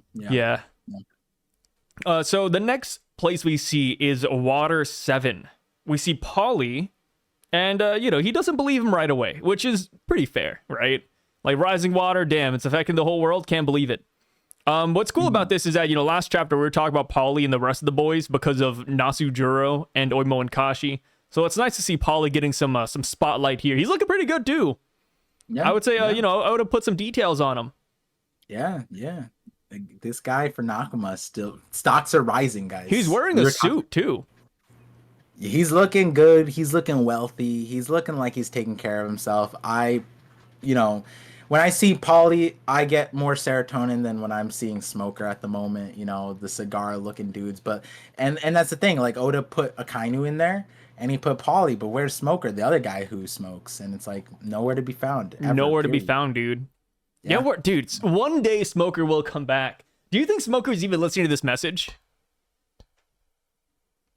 Imagine he's not. Imagine the next time we see Smoker, he's curious about why everybody's talking about the world sinking. He's like, huh? The world? Who's Vegapunk? That'd be so sad for so many reasons that like Smoker is not like we've seen Tanji, bro. Like we've Mayor Boodle. We've seen Choo Choo. We see all these random dudes like the hair guy behind Polly. Like that guy is also really weird and cool. What's and his crazy. name? Do you remember his name? It's not Tilestone's the other guy. I don't remember the guy's name. But that lends itself to the same nuance where it's like we've seen, I think like the last like 5 chapters, every chapter we've seen parts of the world, all different parts of the world. I don't think we've seen a modern current Smoker. Oh, his name is P-Play. P-Play. No, it's not. It's P-Play. No, you're skewing it. There's something else. His name is P-Play. No, it's not. It's something else. Brother, his name is P-Play. What are you talking about? Look it up. I literally just looked it up. The guy behind Polly is P-Play. P-Play Lulu. His name is Peeply. Oh, that makes more sense. Yo, his picture is dope on the wiki page. What's happening here? That's the picture on the wiki page is him from, I believe, Stampede. Damn. Yeah, he's looking good, dude. He's over here buff as hell, dude. Yeah, he's also a blacksmith. Yeah. He's really talented. That's what happens when you love the good old primordial golden showers. Yeah. Yeah, we'll just get past that one. So yeah, People A Lulu's here. Polly's here. I wish we could get to see like Tilestone as well. Tilestone was another, you know, favorite of Water 7. But you know, don't see him in the spread here, sadly. I'm sure we're gonna see more of Water 7 though. You think so? Given its like connection to the world and like just the importance as an arc and now its relevance to the geography, like I feel like of all the, not all, but a lot of the places we've seen, this is one of those. I would even say like, what are we looking at? Like we're looking at back-to-back Impel Down and Water 7. Like those 2 places alone is like hefty, right? Like those. And then followed by Fishman Islands, like that's also insane, and so it's like this grouping right here, these are kind of important, man. Yeah. Which I mean, Impel Down is the next place we go to, and we see Doflamingo out of everyone. Love to see it. I love that he's still laughing it up. You know, he's having a good old Joyboy moment, and you know he's chilling with Magellan, who is no longer the warden. Yep. And Doflamingo's like, hey, what are we gonna do? You know, like we gotta do something about this flood. And Magellan agrees. He says, you have a point. So it's like, yo, like what are they gonna do? Like they can't build up, right? Like building up Impel Down is you know, it's a Herculean task. You know, you can't exactly get that commissioned overnight. I feel like they'd have to transport the prisoners elsewhere. I don't know. I mean, personally, if I was Magellan or Hannibal, I'd just be like, yo, let's just leave these guys here and have them die. I don't know. Like, half of the people in Impel Down are already being tortured and dying. So if the world floods, I feel like we shouldn't care about the prisoners of Impel Down. Yeah. Maybe that's a harsh way to look at it, though. Doflamingo it feels like he's kind of implying that we could always go somewhere high up, and it's like, well, like you can because you're a celestial dragon technically, but like, what does he mean by that? It is interesting. As far as like solutions go, man, they would love Mr. Three's wax right about now. Mr. Three could like really stall out the situation. Yeah. He could make like a little Wano border with his wax, dude. Exactly. It would last. I mean, I heard wax is pretty waterproof, water resilient, so it's like not a bad play per se. But yeah, it is interesting because like for me, it's like, yeah, Doflamingo is cool. When I was reacting, I saw that because I was scrolling, saw a Doflamingo thing, and I thought we were just gonna jump to the next place. I was jump scared by Magellan. I was so happy. I was like, whoa, we got Magellan. He's back. The boy. This is everyone's like. What Twitter was saying, he's stronger than Yamato and stuff like that, right? Like, it's crazy. He's a powerful dude. He's one of the first villains that we couldn't defeat. All right, like we had Sentomaru, Kizaru. Magellan was the next one. We could not beat Magellan. Not even Crocodile or anybody else wanted to fight this guy. We're like, yo, let's just get out of here, you know? This guy's a menace. He's still watching Doflamingo right now, and he doesn't look least bit worried or scared. Yeah. And like he's even like I think Magellan here probably, I was just on that dark part verse, but like I can make like I don't even know what to call it, but a glazing piece on like Drake fans, but for Magellan here. It would be like, it's so crazy because of all the people he could consult with about this world-ending thing, he knew the only person that could reasonably be of value to him is Doflamingo. Of all the guards, of all the people there, whatever the world government gave him, of all the prisoners, nope, it's Doflamingo. And that is 100% right. I don't think there's a single person probably even in this chapter who could like be... If there was a character I could ask for help and like also be strong enough to like... He can't mess with me. Yeah, Doflamingo is that guy. He has less of dragon knowledge. He's a king. Like this guy is the guy. Magellan, he still makes his way onto so many top 30s too. Like people know that this guy's powerful. Like in a fight, hands down, I have Magellan. Hands down. Against Doflamingo? Oh yeah. If we give him hockey, he clears a lot. But like even without the hockey, it's like I'm assuming he has hockey. Can't do, like, he'd have to stay very far away, and inside Impel Down, Magellan has the upper hand. And Magellan's his poison, his venom, it's hot enough to like melt walls. I think he would melt the strings too. Yeah, I mean, he is also nerfed by his environment too, because he's like, dang, I'm not allowed to, like, I think he said something like, I can't use this too much or something like that, like the red Hydra form, because it was melting everything. So it's like, if Magellan's one of those dudes that's just like we let him free, like his nerf is his occupation in a lot of ways. He also has paralytic gas too, because that's how he beat Luffy when they first fought. He summoned wait, is that how he beat it's part of how he beat Luffy. He had like this weird like poisonous octopus spawn up and just start shooting out gas, and it's like, brother, this guy's powerful. He had a lot of utility. Like, Luffy was mustering through that, and then he brought it the red Hydra, right, or something like that. Yeah, just something along those lines. So yeah, I mean, I am excited to see where Magellan goes, because it's like going back to the whole Marines thing, what side is the Marines going to be on? It's not saying that the prison guards are neutral in that light, but like where would they stand? Like they're just housed in this place that's clearly compromised by the future of the world. So like, yeah, it's hard too, because if Shiryu were running the prison, he would let all these guys die to the water. But Magellan actually stopped Shiryu from killing too many prisoners, and it's like, yo, Magellan is probably too good of a guy to let these criminals die to the rising water. So he probably will like evacuate them or build them a shelter. And then, I mean, we have, Hannibal. He's the prison warden right now. It's like, what's he like? I wish we got to see him. It's been a long time. I want to see if he glowed up. Yeah. And yeah, like it'll be interesting because it's like there's certain places like this where it's just like, are they just escaping? And like, is that where everything lines up? Like, is it this time that Magellan's like, yeah, I'll just go. Why not? You know, like, is it because like last time he was the main reason why no one was gonna escape, right? And it was just like there's too much to handle, and he was a lone wolf. Where it's like, if there's a breakout now, does he resist, or is he like, hey, can I come with you, Buggy, please? Like, I'm sorry about No last way. time. No. I feel like if they were to break out, Magellan would try to rein them in. Maybe just take him to like a marine base. I think that's the play for Magellan. Yeah, He's too it's dutiful, interesting. man. Like what? He stepped down because people escaped. There's no way he would, in good conscience, let more prisoners escape again.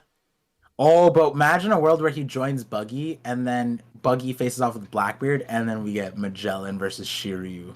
Oh, I wish, dude. Magellan That'd be versus sick. Shiryu would go hard. But we do know. Wait, Yeah, didn't Magellan beat Shiryu though? yeah. That was just why, like, that's like it's like one of those fights that's just like it doesn't matter, but it's like it's cool, Yeah. you Oh know? yeah. I mean, It's Magellan like beat Shiryu. Magellan beat what? Doc Q, Lafitte, Blackbeard, Van Auger, Burgess. Like Magellan's crazy.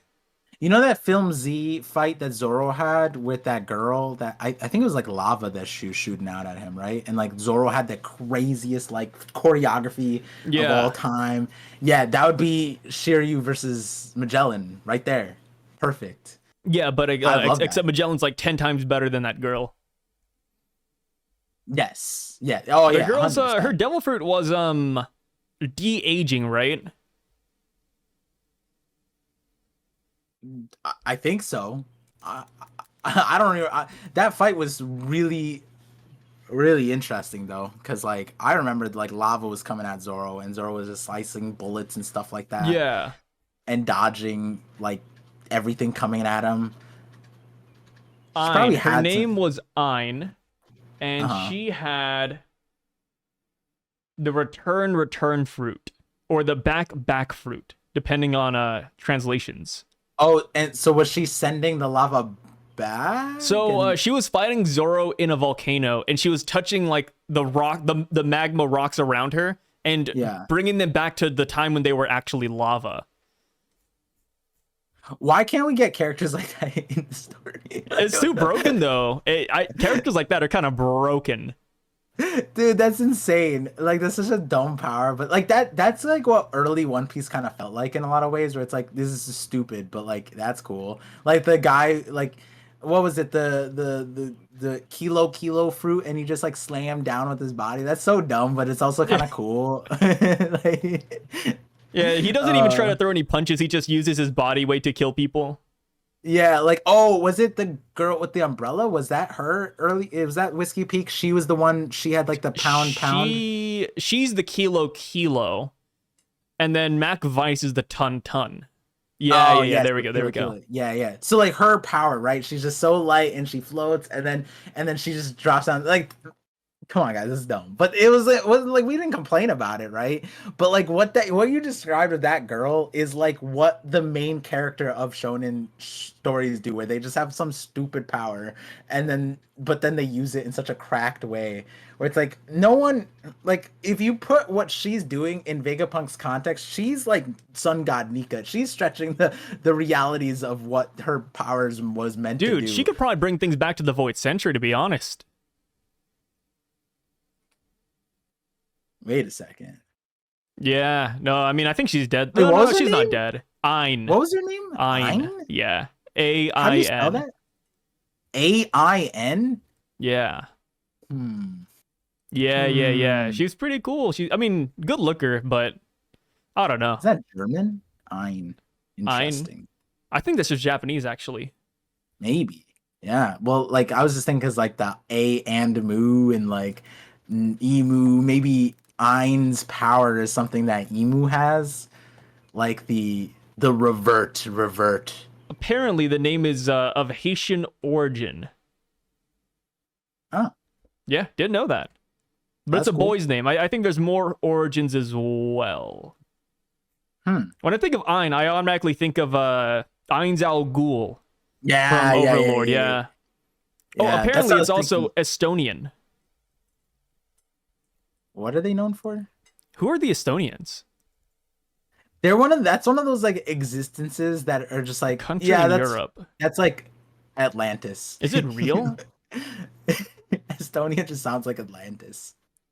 Estonian is a country in northern Europe that borders the Baltic Sea and the Gulf of Finland, including more Wait, than 1,500 islands are a part of Estonia.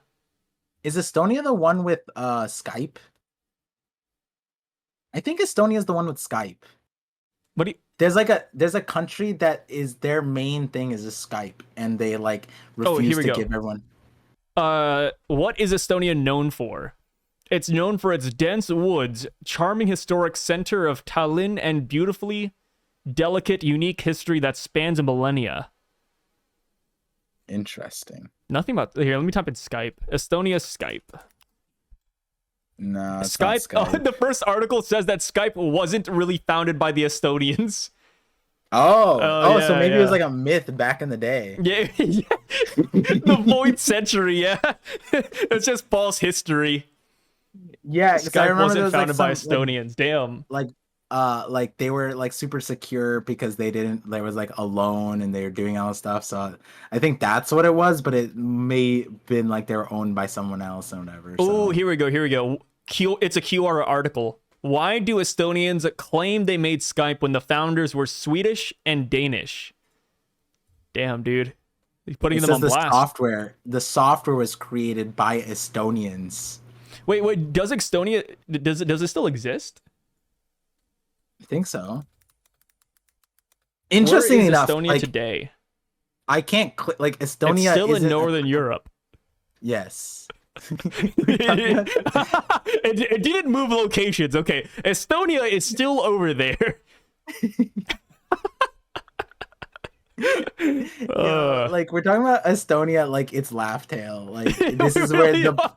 this is Did where it get the broadcast. Lucian? Yeah, the broadcast is coming from Estonia through Skype. That's I'm why gonna they can't feel figure really it out. bad if there's somebody listening in from Estonia. Hey, if you're listening from Estonia, I think no, I don't think it was Estonia. One of the countries is like everybody has Teslas. Like it's like a government, like the government just gave everybody Teslas or something like that. I think that might have been Estonia too. What country has Teslas? Wait, that's a wrong way to put it. What country has only Teslas? Let me see. Government gives The country of Tesla, Norway. It's Norway. Norway. Oh, okay. Yeah. Yeah, I was thinking maybe Dang. back in the day. But to be fair, I Yeah. don't think anybody knows what Oklahoma is. So hey, one up. Fair enough. Fair enough.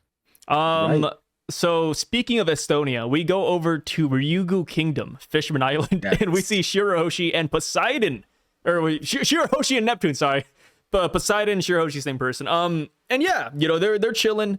They're wondering what's happening. And, like you said, all these countries that we're seeing, all these little islands, they will play a pivotal role. Fishman Island especially, because they do have the Noah's Ark. And Yeah. I'm curious if they'll Poseidon. deploy it because of this news, or if the Sea Kings will take their own action, or if they're just going to wait and see what happens. Yeah. Where are you with these guys, with the fish people? I'm glad that Oda showed us them because I actually wanted them. If you remember, I DM'd you like during the break or something, probably right after we did the last call. Yeah. I was saying like, do people think that Lelucia is the reason for the earthquakes? And you said like, yeah, like I think that most people think that. And I don't know if I finished that conversation, but what I was saying or what I was thinking at the time was that like what Oda told us in chapter 1086 or not 1086. I'm forgetting the chapter. Whichever chapter we get the result of the Lucia stuff. Yeah. It said that like it may be a coincidence, but 6 days after Lelucia vanished, that's when the world, the earthquakes were happening. So then, to me, I was like, wait a second. Then that tells me the Lucia. Separate what I'm about to say from like maybe like where I land with it, but like my take, and I still believe it. I'm not disagreeing with people who think to the contrary, but I don't think what happened to Lucia caused those earthquakes. I think it's something else. It like the timing was very interesting, but I will admit that the reasoning, or not the reasoning, my part of the conclusion that I was running with at the time was the way Oda ended last chapter was with the mermaids. And so if the timing lined up, like it would have been like Shirahoshi finding out about Luffy. So basically the idea was that not just the giant showing up, I was thinking that Shirahoshi might have showed up to Egghead.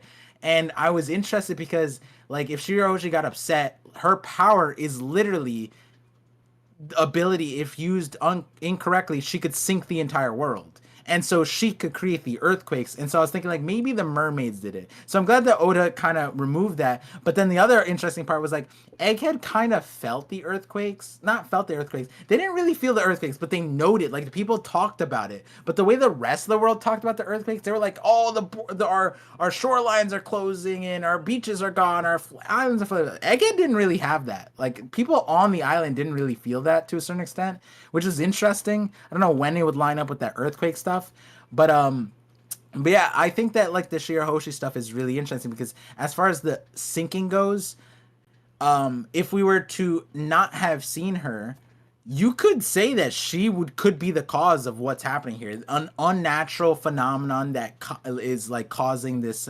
situation to spiral out. Like Poseidon's literally the power that was said to us that could sink the world. And so as far as what we're connecting all this to, I'm not really sure, considering like they're just holed up, they're just chilling, and they're not really affected by what's happening above either. So I'm not really sure. But something I did talk about in my last video is that the irony of like Joyboy's apology is that like he said like Otahime said like Joyboy was gonna come and guide them out.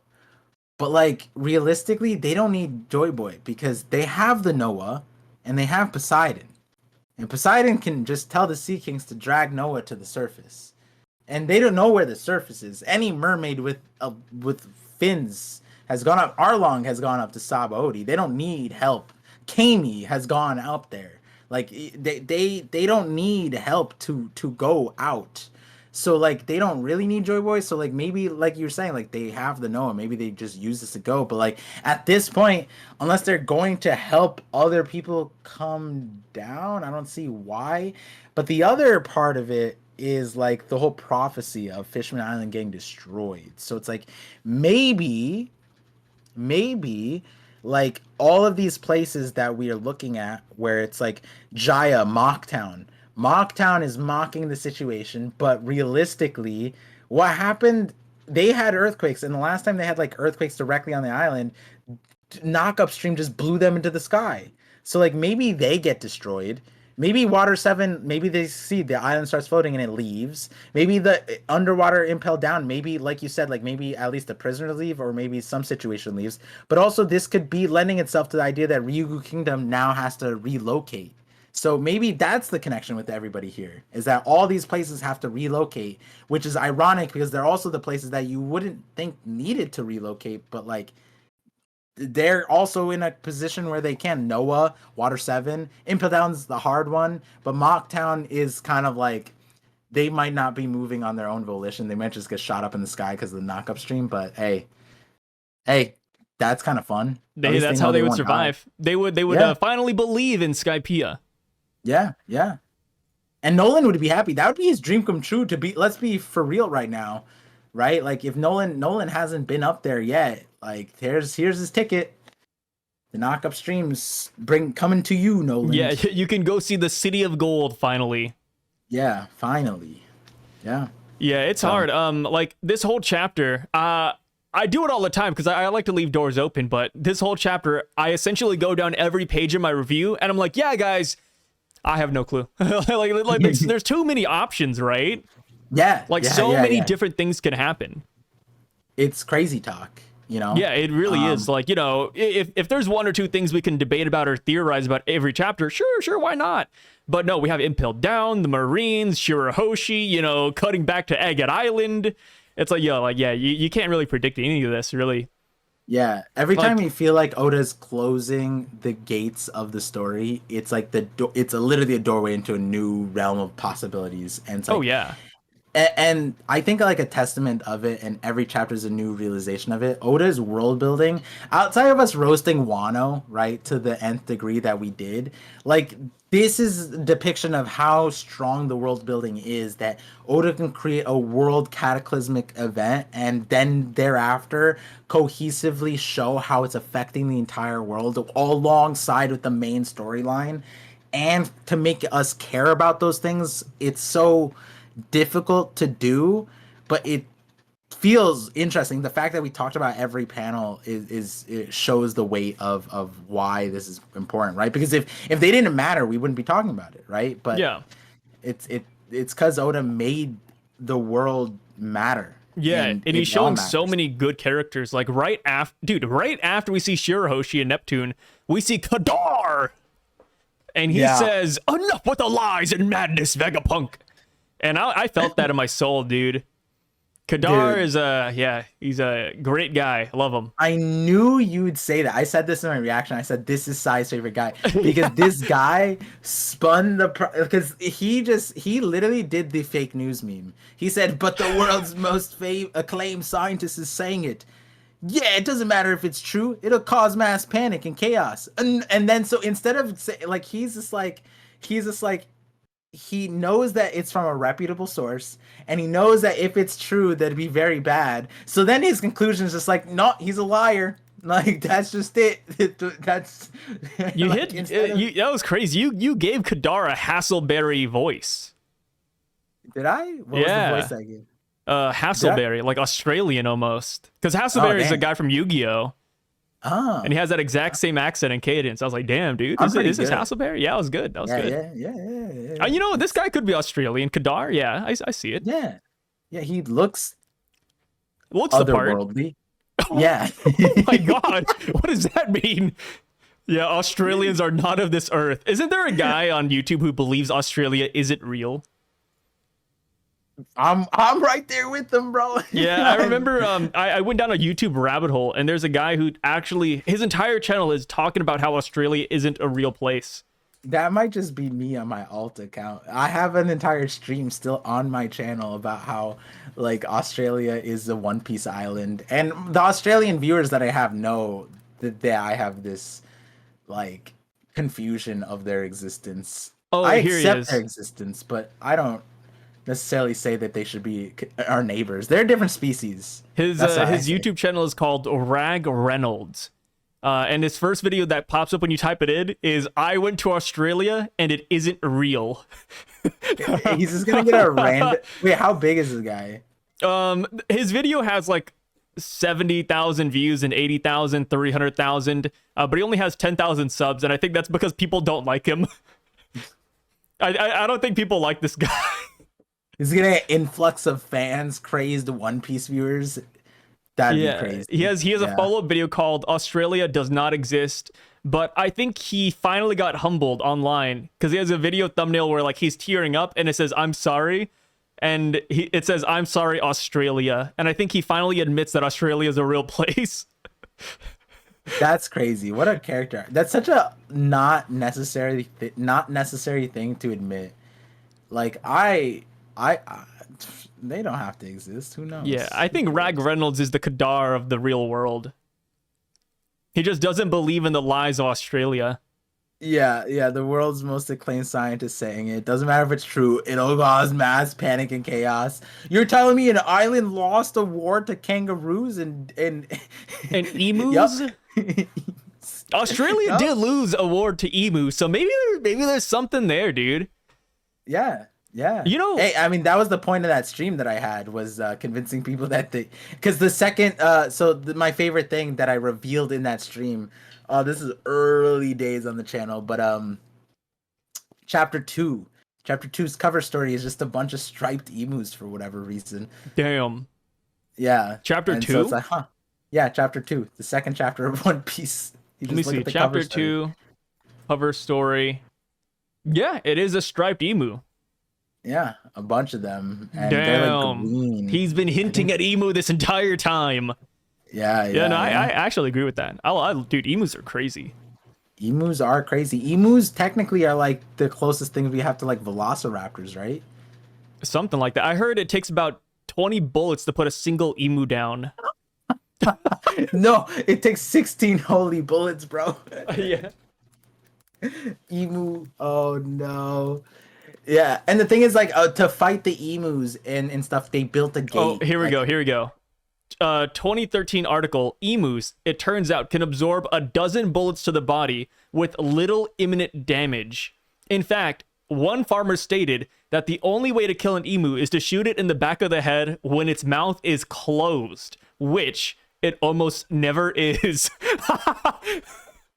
Can emus This literally withstand bullets? Emus can withstand several bullets to their bodies without even knowing it, let alone dying. They have the invulnerability of tanks.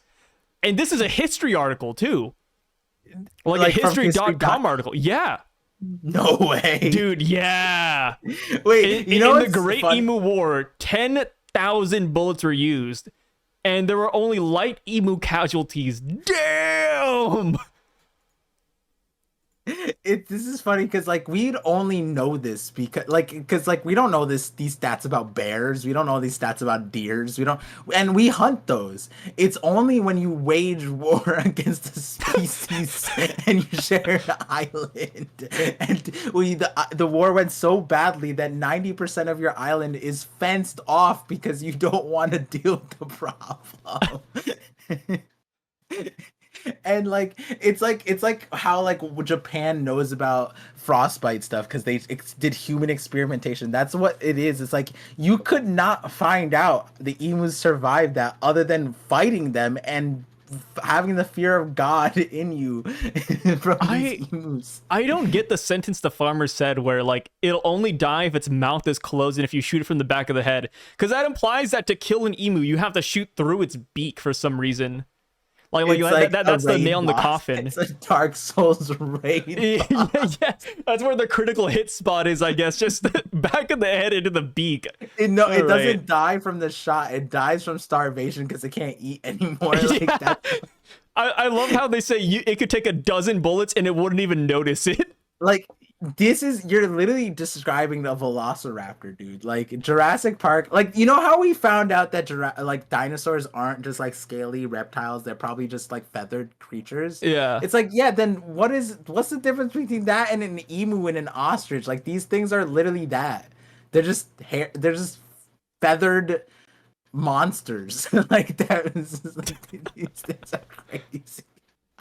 Are ostriches also Australian too? Like I feel like they just have all of those. It's just Little Garden, is it not? Like, isn't the Outback just like like It's just Little Garden, but in real life. Yeah, I feel like the reason why I'll never go to Australia is because they have like 7-foot bats, and they just coexist with them. Yeah, they have bats that are 7 feet tall. Like, wait, really? Yeah. Look up Australian like 7-foot tall bat. They're literally just people. The average bat has a 3-foot wingspan. Not the average bat. Like there are videos of these bats.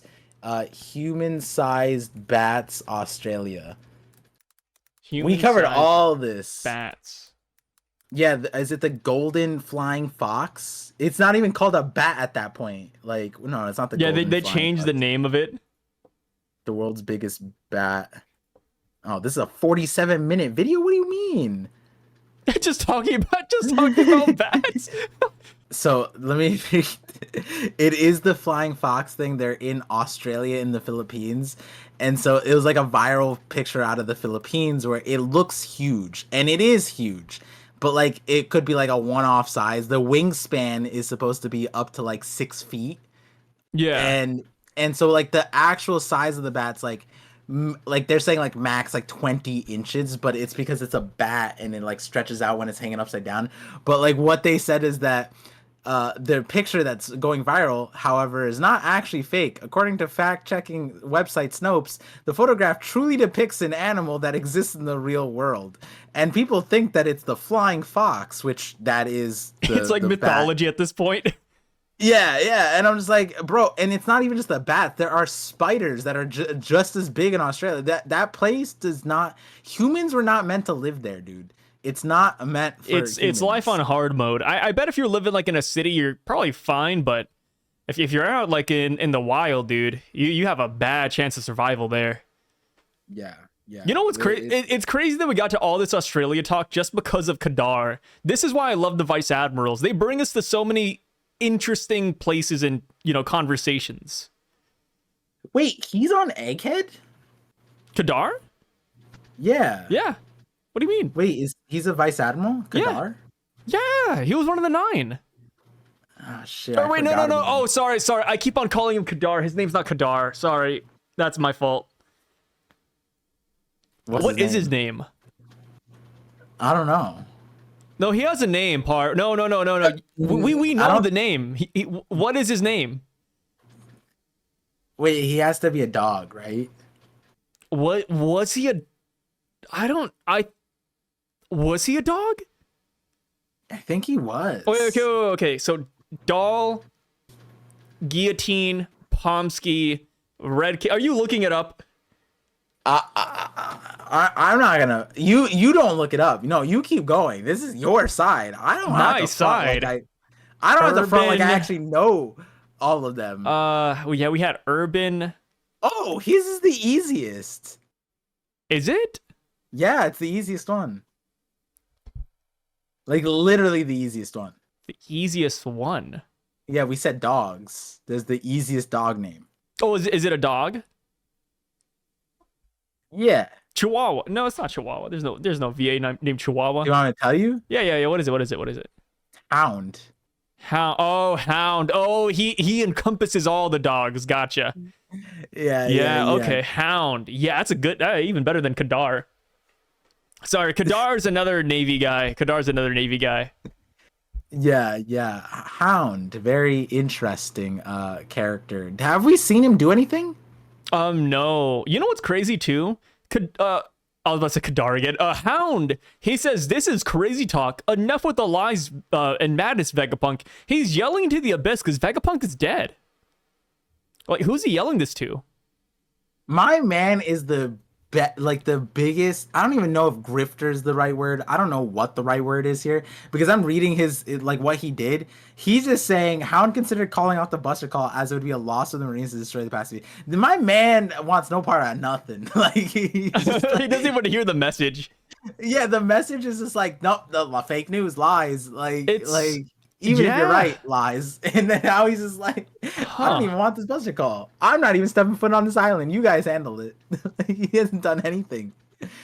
Yeah, this is like going to a funeral and seeing somebody's post-mortem video and yelling, "Stop this video!" Like, you're lying, and then just like trying to have a conversation with a live feed. It's like, brother, what are you doing? Look, and the reality is he has contributed nothing. That's why I forgot that he's a vice admiral. He hasn't fought anybody. I mean, He hasn't touched the pacifista. I think there could. I'm having a theory coming out later today about how Hound and Warcuddy are going to team up and Ikaku sovereignty of the giant ship. What? Yeah. I was like, oh, a theory later today. Oh my god! And then you said the first words. I was like, wow, you got me. Well, are you not hyped up, up, Par? Are you not entertained? Oh my god. Hound and Kadar could come together and wombo combo Luffy. Listen. Hound could technically be like the all for one of One Piece. Just all the powers of every dog named character could be within Hound. He's the Akainu of the group, where they can't afford him to be involved because if he is, it's over for everybody. Yeah, right? That's how he's getting the Naruto he is. treatment. He's Hokage now. He's locked behind the desk. Yeah. Yes, Woo, Hound. Oh my god. I would say he's dressed like Kong. Kong, he would shake the world, sink it in an instant. If Hound steps Hound steps foot on Egg Island and be over. He is the Buster Call. Yeah. The Gorosei can't look at him because if they do, it's insta death. Par, we're so ass, bro. Why? We're 4 pages in. No, wait, no. We're 3 pages in. It's been 2 hours. We're literally getting to page 4. Yeah, it was break week. It's break week. Dude, it's break week, but it's also 4:30 in the morning. It's 5:30 for me. It's I took late. my medicine. It's so late. So let's speed this up a little bit. Let's go fast. Yeah. Let's do it. Yeah, let's just hop right into the topics. You ready for this? Rapid speed. Yep. So why is Hound your favorite vice admiral? Are you? It's funny because I thought you were gonna say something very similar, but just on the Gorosei, considering we have them just goofing around, just like straight, like what is happening to them in the next? Yeah, page? but I wanted to bring us back because I knew you'd expect that, so I had to bring us back a page. So the Gorosei though, they're locked in on the Skype call. They're in Estonia. And, we see Warkody, he's doing stuff against Luffy. Saturn's fighting the Straw Hats. Venus is getting stepped on by Bonnie. Mars, I guess, is still flying around in the Labo phase. But Jupiter, where is he, dude? We haven't seen Jupiter in a minute. The last we saw, he ate a building, and that's it. Time is very interesting in this chapter because, like technically, Warkody is still just standing still from when Luffy punched him, because we saw later in the chapter like Luffy's still like it's not like Luffy hit him again and he just stood still again. Like technically the time like kind of consolidated, right? Because like when at the very end of the chapter when Luffy has like the Gear 3 thing, isn't that like still from the last time? Oh no, it's not. He hit him again. Wait, where did he hit him again? The last page. Oh, they told him to stop. Oh yeah, you're right. Dang, I got smoked up in the whole. No, you're good. Vega Punk because we know that for sure because there's a panel squished in the middle of the chapter where Luffy's bouncing around and laughing again in Gear 5th. So yeah. Yep. I remember that now. But dude. The Gorosei are just like in. I don't even know what straits there are, but like, Saint Venus, like blood vessels popping out against his current adversaries is crazy. Yeah, Oimo and Kashi pushed Venus to this point. Who do you think is being pushed to their limits of the Gorosei right now in this lineup? Out of this lineup, probably Venus, right? Like Warkody's tanking blows. Jupiter, he ate a building and that was kind of it. Like, the person who seems the most stressed is Venus. And I think that is because of the veins popping out. But, like, his opponent is, Sanji, Oimo, Kashi, Bonnie, and Frankie? Yeah. But I mean, he looks the most stressed, but I feel like that's just because he has his human form going on. And I feel like if we had the other Gorosei in their human forms, they'd also be popping veins, too. Bro, I don't even know how far we'd be skipping with this, but Saturn getting cooked, dude. Yikes. I mean, Saturn's getting cooked. And they're dropping some big words in the Gorosei panel. They're like, hey, quickly, eradicate the broadcast snail. No, snuff out every living thing you can sense. We'll deal with the ramifications later. It's like, brother, you guys can't get past the Straw Hats. Like, I don't know, man. Like, imagine somebody saying, yo, Power, quick, kill everybody. And then you're in Venus's position and Oimo and Kashi are holding you down. You know what I mean? Like, yeah, I can't. Yeah. The Edie's lobby giants are, they're too much right now. God damn it. In Saturn's situation, which one thing that was difficult for me in this chapter was like I couldn't even look at the panels. I was reading the dialogue so intently. There was like 3 different things going on in every panel where it was just like we're either following a character, the character's either doing something, or there's like 2 conversations happening. And like that was like what was funny because like with Saturn, like they were having this intense conversation, and then there's like I think they just like broke off and Saturn started saying stuff out loud, and then he just like runs by like a hungry hippo and just runs by the Strats because he couldn't beat them, and then he just runs into the building. And he's like the light, like he's dying from Yeah, he's like a vampire. Here, let's go ahead and skip to Saturn because he's a topic of contention right now. But Saturn, yeah. While this whole thing is going on, you're right. He does break in. He's like, Vega Punk, no! It's kind of like, it's like Hound. This guy's like Hound. Hound is like, Vega Punk, stop with the lies. Saturn's like, stop, Vega Punk, please, no, not another word. And it's crazy because, just skipping another page, but when Saturn blows through the Straw Hats, he says "be gone" as he runs through them, and it's like, dude, technically you're the one leaving. What do you mean "be gone"? You know, you say "be gone" to people you slap away from the area. Saturn's the guy leaving the area. Why is he saying "be gone"? Yeah, and then like he has like 7 powers that aren't being used in this moment. Chopper should be dead.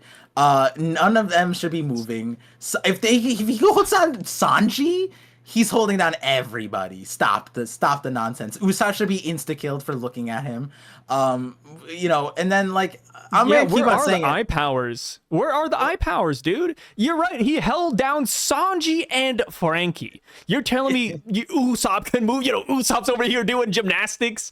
It's like no way, no way. Even held Gear 5 for a second. Maybe it's on cooldown. That's significant. Maybe it's his ult.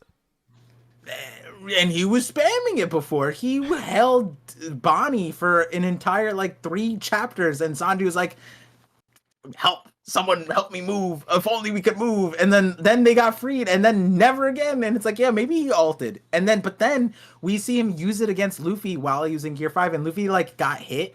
Like he like was like, and then he just kept on going. So it's like, I don't know. And then thereafter, he's never used it again. Also, I'm sure he's had enough cooldown. Where's the regeneration power? You're there, right. Huh? Chopper should be dead because he gets stabbed so he got stabbed last chapter, this chapter, and if you look at the panel like below that, he gets stabbed 2 more times because Saturn's walking over him. It's like technically Chopper should be dead, but then again, I think that is intentional. I feel like, you know, with Saturn with his poison, I feel like Chopper might have gotten poisoned here, and he's just gonna cook up an antidote, but we're not gonna see it till later. Like maybe we fight Saturn at a later date, and Chopper's like, oh, by the way, I have a cure for that. Maybe that could be a nice callback, but I don't know. Or maybe he's so sad about what happened on Wano, he's like, I deserve this death. I just like, oh my god. I couldn't cure the smiles. I'm not going to be able to cure Saturn's poison. Yeah. No, even better, he cures it, but he doesn't take it. He's like, oh, I don't deserve this. Someone else take it if you need it. And then everyone just watches Chopper just wisp away in death. Oh my god. But yeah, like Saturn's entire existence is just a meme. Like this moment, they made him look so cool too. You dude, the panel where he says "be gone," dude, his eyes like, you know, shaded in by the fire and the explosions, and then the next panel he's just skedaddling away. Yeah, and like that fire also, he's being struck by Zeus. Like, that's just insane. Like, he's getting hit by a lot. I don't even know what Usopp did. But then he just starts charging at the thing. And then it's just so funny because he finds what he's looking for immediately. Shout outs to him for doing that. We've spent 60 goddamn chapters. Nobody ever stumbled across Mother Flame. And that aside, he gets scared by what he finds, and that's what he's. I love the sound effect. The Mother Flame. And the thing is, like, he should know what it is. They tested it, like they had it, and then he's just like, it's like a jump scare for this guy. I mean, you know, I'm playing around with the idea that maybe the Mother Flame is their weakness. You know, like like demon, fire, like that makes sense. But it's still funny how he's like immediately like, you know, perturbed by it. And then, you know, another thing that could bounce off of that is that he is in human form afterwards. You could say maybe he doesn't want to hurt the Mother Flame, or maybe the Mother Flame's light makes it to where he can't transform. And that's where I was kind of going with like this kind of, it's interesting because like, I was like, wait a second, he transformed out of it. Why? And, you know, I didn't land on the weakness part. I saw that, but then I was like, he's not here to destroy it. He can't destroy it. That's not why he's here. He's here to steal it. But like, how does he steal it? And I was like, maybe he's in his human form, so he could just conjure up a magic circle. He's not here to steal the Mother Flame, is he?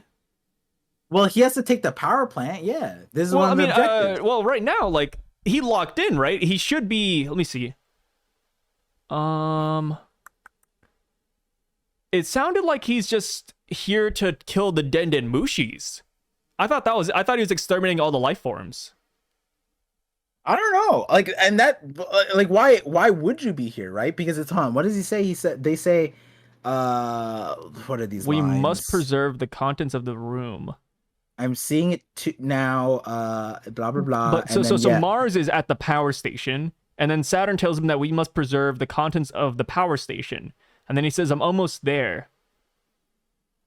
I was fixated on... Oh, that's Vega Punk. Yeah.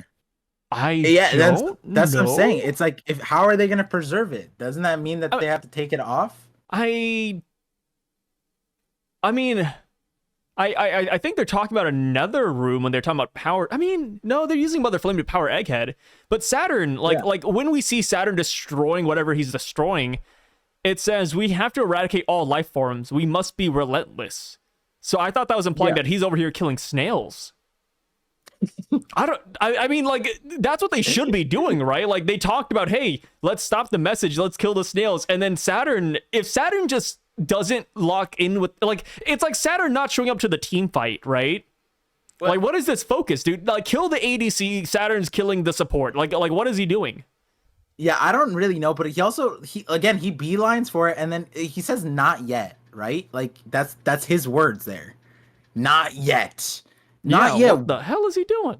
Yeah. He says, so Mars, we must preserve the contents of the room. Saturn says, I am almost there. He runs in, Mother Flame. And then he says, not yet. And then so, like, when he says we have to eradicate all life forms, we must be relentless, I'm assuming the not yet is what he's saying out loud in response to we must be relentless and, like, destroy all the life forms. Oh, like maybe he's the one guy who wants to save the Mother Flame?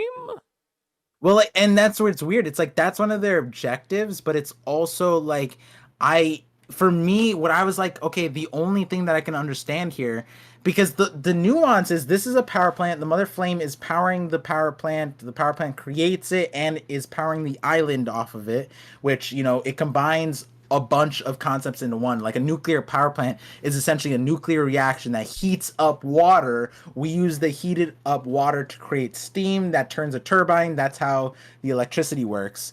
And so Oda kind of combined the two here, and just put, like, this nuclear fire or whatever in the thing. It's unperturbed by water. It's heating up the water. It seems, we see the bubbles. It's powering the island. And so, like, but in a lot of ways, like, is the Mother Flame alive? Like, does it have a life force? Can you like, even pick it up? People think, yeah, how does this transfer? Like, how did York even give it to them in the first place? Well, that's the other thing. Like, that I was talking to Dax about this. It's like, how did York, like, make this, like, how did they not know that she just walked off the island and shipped off something that needs to be protected like this? That doesn't even make sense. Like, you know what I mean? How stupid do you have to be? Like, Shaka was alive when they got Mother Flame, right? Maybe you can extract the Mother Flame and turn it into a physical object. Hey, I doubt Saturn knows that. Imagine, I mean, you know what? But here's the thing. If Saturn wanted to preserve the Mother Flame, why is he just destroying the console? Brother, why does you know what I mean? Like, it makes more sense if Saturn's killing a Den. I mean, it doesn't make more sense, but, you know, it make more sense if Saturn's killing a Den Mushi, because if he wants the Mother Flame, why is he destroying a computer in the Mother Flame room? You know what I mean? I think about you. So this is it's not full spoilers, but if you guys care about My Hero, it's like when the guy ends up in the room with the Shigarashi. No, not what's his name. Shigaraki? The white-haired dude. Yeah, Shigaraki. Yeah. And he's, like, in the test tubes, and it's like 70%, and the dude just destroys the tech for no reason. And it's like, bro, why did you do all that? You didn't need to do that. And he single-handedly ruined the rest of that verse because he just decided to be more destructive because he doesn't understand shit in the first place. And like Saturn, we just talked about how he's not fighting competently, period. My man is out here, runs out, gets jump scared by it. Who knows what the senile old man is thinking? He's just like, remember when, all the way back when I was saying, like, maybe he's the godhead of science because he invented fire, and, like, that he just says clout all the way up until now. Yeah. Maybe, like, and he's like, what is this tech here? And he just starts banging it. I love how we always play around with this title, because, I mean, I remember there was one Parcast where we said that he's the godhead of science because he's getting head on the island. Then, you know, but here's another way we could spin it. Maybe he's the god of scientific defense because he's defending himself from science. That's why he's destroying everything science related. Science! I must defend myself! Just destroys the console. That's my favorite. He's defending. He's defending himself from all forms of technology. Oh, that could be it, man. So funny. Oh my god, that's crazy. Listen, you say that, and then I look back at the panel. I gather myself, and I look in the panel. I start busting up laughing because you see it. You see it. What is he doing? It makes sense. There's so many weird things about this because it's like, can they not insta-kill Denden Mushis either, right? With like Conqueror's Hockey or just knock them out? Whatever they were killing people with, does that not work on Denden Mushis? Like, I would imagine if it worked on a dude, it could work on a Denden Mushi.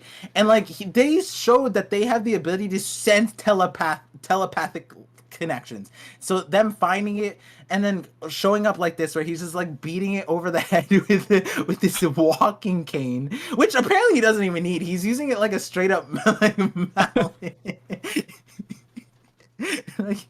Like it's whack-a-mole. But like, is he destroying a Denden Mushi or is he destroying the computer? I don't know what his end goal is here. All I know is that they need the Mother Flame. That's what they want. That's why they want York. Next chapter, it would be blasphemous if this worked and it helped him secure the Mother Flame. Imagine him destroying this console, actually open the door for it too. Like, that would be even more insane. Like there's no way to make Saturn look good. I don't know. It's something about Saturn. Like, I still love his design, but he just doesn't seem like a competent character. He just had such a bad showing. Or like every time we see him now, it's kind of just like a joke. He's a meme, and you know the meme of like, so like when York had the password on the thing, and it was like the Vega Punk, Edison, or Stella, Edison, and Atlas ran to the computer, and that's like the fictional thing of like the hackers, like, oh no, he bypassed my firewall. I gotta put up another 14 firewalls. Oh my god, he got through 13 of them. And it's like that kind of a thing, right? And instead of like Oda giving that to Saturn just like, he's not even trying. He's just like, yeah. Imagine Vegapunk did this, right? Like York is like, hey, I put the password on the computer, Stella, and then Vegapunk gets out a walking cane, starts beating the computer. He just starts pouring coffee on the computer. He just starts like, yeah, what about your password now, York? Oh my god, that happened in the Godzilla versus Kong movie. Did you remember that? And Godzilla versus Kong, not the newest one, but like I think the 2017 one or 2021. It's the one with Mechagodzilla. They were trying to fight Mechagodzilla, and a plot point was that Millie Bobby Brown and her teacher poured whiskey on the computer, and it short-circuited Mechagodzilla for a split moment where they could land the final blow on him. Listen. That's Mechagodzilla, right? I don't know why you'd want. Could you? Okay. Actually, let's put this into full perspective. Imagine you walk into a nuclear power plant and you see the control panel for a nuclear reaction, and your first instinct, I want that, breaks the thing. Yeah, I don't know. This is how Chernobyl happened, bro. Yeah. Maybe that's what's gonna happen here. Maybe we do get like no. Chernobyl is more like Punk Hazard, actually. Yeah, it is. Yeah, we've already had that once. We can't have it again. And that was purposeful because the guy was made out of gas. This, like, if the Mother Flame exploded, you know how sad it would be existing as the Gorosei? They just burn and then regenerate permanently, endlessly, forever of all time, apparently, because that's their only merit and value that we defend them with. Regeneration merchants, man. Yeah. Whereas if this was like a nuclear thing, they would just like, or the fire, the nuance of it is just like constantly like a what is it? Amaterasu from like Naruto. It's just like the permanent burning fire thing. Then he would just be cooked. He wouldn't have any options. His Gorosei friends would just be looking at them, be like, yeah. Well, you're dead. Yeah. God, this Amaterasu. What color do you think this flame is? So that's a fun thing. Connects to the video I just posted where Basically, to shorthand it, the video's already out. There's a whole nuance of it. We talked about like Noah being the first shipwright, so I think the legendary Iron Giants is involved, and kind of through a myriad of connections, landing on that like the Mother Flame being a lesser form of the dynamic power source that the Ancient Kingdom had. And so to spoil some of the video, but like I think you guys would enjoy how we got there. What I was saying was that uh the dynamic source, the energy that the Ancient Kingdom had, which this is not. The Vegapunk made a lesser form and said he's not even close enough to power the Ancient Giant. What I'm saying is that the power source that they had was a white flame, so like what Luffy has when he turns in Gear 5. Yeah. And so what this the color of this flame, it could be blue. I was thinking blue because we've seen like Sanji achieve this. We've seen like a few characters achieve this, but it's not close quite yet. And it's like when Sanji threw away his like or not was faced with the idea of like throwing away his emotions, he kept them and then he conjured blue flames, and that was like a very recent thing. And he's been talking about like love is stronger than light. So I'm thinking like Vegapunk through something relating to Kuma or something along A the mother's lines of, love. yeah, yeah. So we talk about that in the video, and that flame essentially being some color. It's either green or blue, but I also feel like this flame might not be inherently like hot. Like it might be like Marco's blue flame. So it's like it doesn't burn, but it has the energy and it can do stuff, multifaceted. But like at the same time it can defend against Yeah. like Big Mom, for example, too. So there's like substance to it. So I'm leaning towards a blue flame. That is one thing that like you said, the color of it's really interesting to me. So I hope that if Saturn contributes anything to the story at this point, it's using his eyes to tell us what color it is, not being Donald Trump looking into an eclipse and burning his retinas and then just proceeding to bang on the console. Like, at least tell us what color it is. At least don't make me wait until the anime directors have to kind of figure out or ask Oda what color to make this. I hope we get some kind of real information from here, because I think the end goal is a white flame. But this is probably like a green or blue flame or something like that. Green is somewhere. I like green flame more than blue flame, but blue flame is a solid choice too.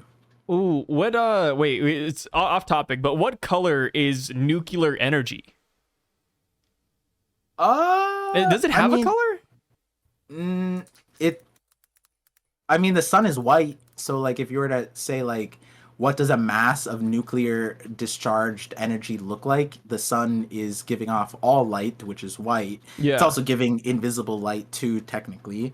So it's kind of just pure energy in that state is all light. Huh. Yeah. Maybe. Yeah. So I mean, I was always on the boat that this is a white flame like Sun God Nika. Mm-hmm. But what if this is like a little bit more than that? What if it's a white flame on the inside, but the outside of it, it's like iridescent, like all the different colors out there on the spectrum. I don't think this one would be that. I see. Yeah. Because like Vegapunk very clearly said that there's a gap between him and what the Ancient Kingdom had. And so what you're describing, I think the Ancient Kingdom had. I think what you're describing is more closely to what like we see of Luffy, which he has like he has an internal flame. He doesn't have like recoil. He's just laughing. Like, Yeah. dude just needs food and laughing gas and he's good, right? Like Joker would be his best friend. And so whereas Vegapunk, I think that like he's kind of testing. If you go back to chapter 1072, he talks about all these intangible things that via Kuma he now understands that he can make tangible. But he also described how when the soul leaves the body, there's 21 grams, and so the 21 grams is now mass. And so Vegapunk, being Einstein equivalent, E equals mc squared, now he gave mass to an intangible thing, and now you plug into the equation, you have energy. So I'm thinking what Vegapunk was attempting to do is he's trying to figure out what the Ancient Kingdom used as their thing, and he was trying to test out all these intangible things. But that's the harder part, is trying to harness those intangible things, which I guess you would need Kuma, but maybe there's other ways that he figured out, because that's I think the hardest part here, right? Where yeah, nuclear energy, we're splitting atoms and stuff like that. But this is a different nuance. We have to figure out what the source of fuel that this fire is using that allows it to of like burn underwater within water, which is technically possible. The way it's being depicted right now, it's not like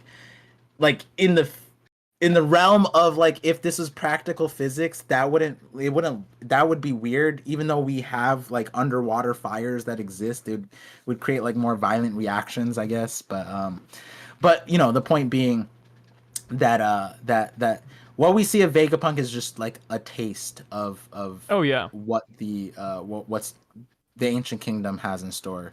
And the mother There's love part, mother flame, I think that stuff, like, and so that's where I landed on like love or emotions and stuff like yeah. that, talking about in the full video. But there's a lot to this. I mean, there's also those markings on the Oh yeah, on yeah, the the markings. object. We have S-108. Yeah, Where do you go when you see that one? I haven't had the time to really sit on it and try to decipher it, but shout outs to Kosuna in my chat, one of my raw dogs, as I call them. They always show up and give me Japanese insider trading on what's the lowdown on these chapters, right? Yeah. And so he was saying that like the 108 could be a reference to Eve, because it could be like the one and then dash, or one and then eight, like it could be like saying parents or something, like caring and parent or something like that. I forget what he said, but I'm gonna go to the comment and clip it or screenshot it later. So I was like, that's an interesting thing. And then I'm not sure how much stock I want to put on that. But then we also have the other part where it's like the A ampersand, A and mu. I think that's probably multifaceted, but the most popular idea being the atamu atom Yeah. thing. I think that fits really well, and it relies on the Japanese. So, and if that's a reference to like atom, because that's also like like in our world too, like religious scholars looked at when we discovered the atom, they were like, oh, that's the building blocks of life. So Adam and Eve is a reference to atom, like the atom particles, stuff like that. And it's like, yeah, that's a stretch, but there's people who believe that. And so like maybe this is double entendre in that way, but also this, maybe the meaning of it is skewed in so many different ways. Like the ampersand could stand for ampersand. I don't know, like amp is energy, sand could be meaningful. Ampersand, it could be used in text form, so et, aet, mu. I'm not really sure where I'd go with that. Maybe there's some meaning when you separate things out. Maybe it is just a and mu, so like atom Oh. and mu. So like maybe it's something like that. Yeah. I think another thing I And then I think. had my goofy Oh yeah, Doraemon one, which is just yeah. Amu and Emu. I like that one. Yeah. Uh, Tell me more about that one, because I'm not fully sure about the comparison there. But before that is like the Amu thing. Technically, Amu is how you say mom in Bangla. So when I Ooh, I saw mean, that, even that would work too. yeah, when I saw that, I was like, is this It's like you just said, like, it's multifaceted. yeah, it was just weird. Like, what a coincidence of that. And then yeah, this like this could be A&M University. Like, no, Yeah, I'm A&M. joking. I looked Yeah. up S-108, and it's apparently a Congress bill to authorize the Seminole tribe of Florida to lease or transfer certain land or other purposes, or for other purposes. Oh, okay. Yeah. Maybe there's a Japanese version of that. Yeah. That's like a Let nuclear me type power in these plant. Japanese S-108. That might just pop up hentai, to be honest. You're Nothing like, yep, it did. Nothing popped up. Well, there is a so the first thing that popped up was an eBay listing for what seems to be a Weiss Char's Japanese card. Hmm. Hmm. Yeah, it's sold out though. Yeah, yeah. So, I mean, there's a lot of meaning. I think, especially now, there's no question that like double entendres and triple entendres, people are saying, like, I mean, Kendrick Lamar got a Pulitzer Prize for his lyrics. Like, I look at this, I'm like, Oda deserves one. Like, Yeah, I I don't wonder know what the how meaning Oda. is, bro. Yeah, like when we break down these lines in hindsight, when we get the inevitable Oda scholars being a title, like how there's the Tokian scholars, Oda's gonna have his own scholar group. We're gonna earn him a Pulitzer Prize, 100%. That should be a goal. Deserves it. I typed in Oda and Doraemon to see if there's any connection. Mm-hmm. There's not a connection. But there's a guy who voice acted on the show who was his name is Oda, but it's not the Oda we know. Wait, so what was the Amu and Emu thing from Doraemon? Oh, yeah. So in Doraemon, there's like these two robots named Amu and Emu, and they're like siblings, and they're like these. I mean, I don't really know. It's been a long time. Yeah. Wait, sorry. I looked up Oda and Doraemon, and there's an article that popped up actually. Oh. I think so. During the 52 years since its creation, the titular robot cat who travels from the future to help out a 10-year-old boy using an array of sci-fi inventions has become a Japanese pop culture icon. The Japanese Ministry of Foreign Affairs actually designated the character an anime ambassador, and Ichiro Oda even cited the manga as an inspiration for devil fruits in One Piece. What?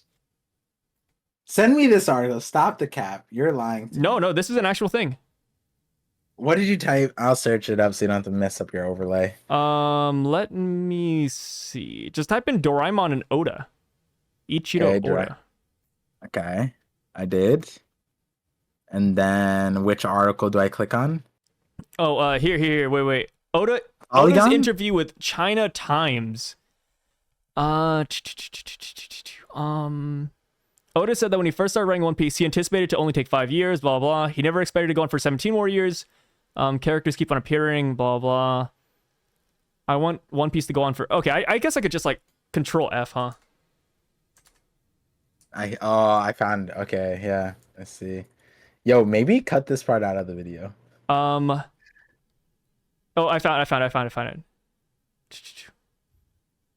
When asked about the meaning behind the title One Piece and whether or not it has anything to do with the homonym One Piece or the end of the series, meaning Luffy would bring about world peace, Oda reportedly smiled and explained that the title's meaning is indeed related to the end of the series, so it'd be senseless if he were to explain it now. About the idea behind devil fruits that appear in the series, Oda says that he was influenced a lot as a kid by the series Doraemon, thus that most of his inspiration comes from his everyday life.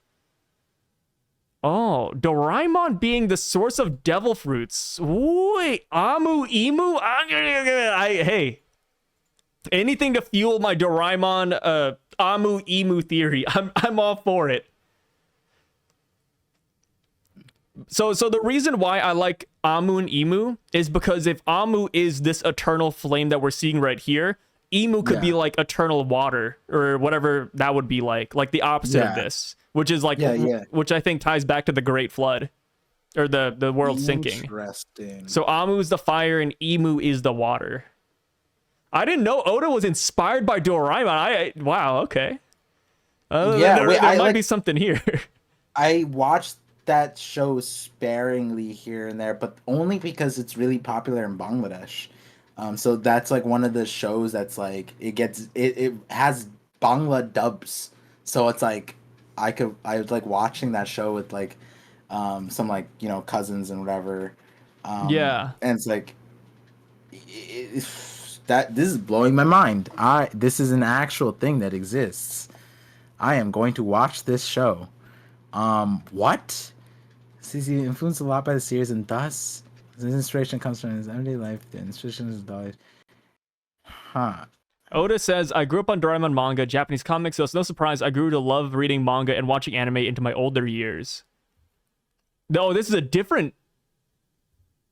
Yeah, this is a different one. It's a different article. He talks about Doraemon a couple of times. China? Can we trust China? This is, well, that was China Times. Well, that is the interview where we get the whole 5-year ending thing, though. So everybody trusts that one, Oda saying he thought that the series would only end in 5 years. Also, the article that I have put up is the One Piece podcast. So, like, they're actually, like, legit and sanctioned. So. Oh yeah. So One Piece podcast, China Times. Who? Huh. Yeah, Oda loves. I mean, that makes sense, right? Oda's old as hell. Well, he's not that old, but Oda's old. Doraemon was around when he was a kid, and it was really popular in Japan. It's really popular. Period. How does? Wait. How does Doraemon tie to devil fruits? That's what I'm confused at, because like I know a little bit about it, but I don't know anything. And that's what's interesting, because it doesn't say that, like, he doesn't say anything specific, but he's like, about the idea behind the devil fruits that appears in the series. Oda says he was influenced a lot as a kid by it. So it's kind of like a diplomatic kind of response here, but it's like, that's a wild thing to say. You know? Yeah, and it's about a futuristic cat. There's a robot in Doraemon called Emu, and it has a brother named Amu. It's like, I don't know, dude. And I mean, it is like an Adam. Actually, it is like Amu and Emu are like an Adam and Eve robot too, because they're like the first robots ever created, or something like that. Yeah, all I remember is the blue cat and the kid. I don't remember anything else. Yeah. Huh. Dang. Maybe it'd help if I watched it in English, so I'm gonna go do that, or like, with normal subtitles. If Tom and Jerry gave us Gear 5th, I mean, Doraemon, I mean, I guess it did give us devil fruits, but I wouldn't be surprised if it gave us more. Doraemon. What does Doraemon even mean?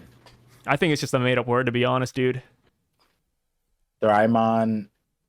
Let's see. That I can figure out. The mega successful word of Doraemon. Stray cat. Yeah, that's what it means. Oh, that's funny. It kind of ties back to the Rob Lucci goof that we talked about, where, the pigeon is actually like a really strong character in disguise. Mm-hmm. Because of like the whole like stray cat thing from Bungo Stray Dogs. This is it's a nice little find, huh? See, it's one of those things that we talked about before. Like, people sift through hours and hours of us talking BS on these podcasts, and then we have like this 1 minute every episode where we find something pretty cool. Isn't that weird how that happens? Like, how? Yeah. I just caught something, and I just want to read it out loud so I remember this. It says, Doraemon's story arc set in the robot school is revealed that Doraemon's original paint color was yellow and had a more high-pitched voice than his current counterpart.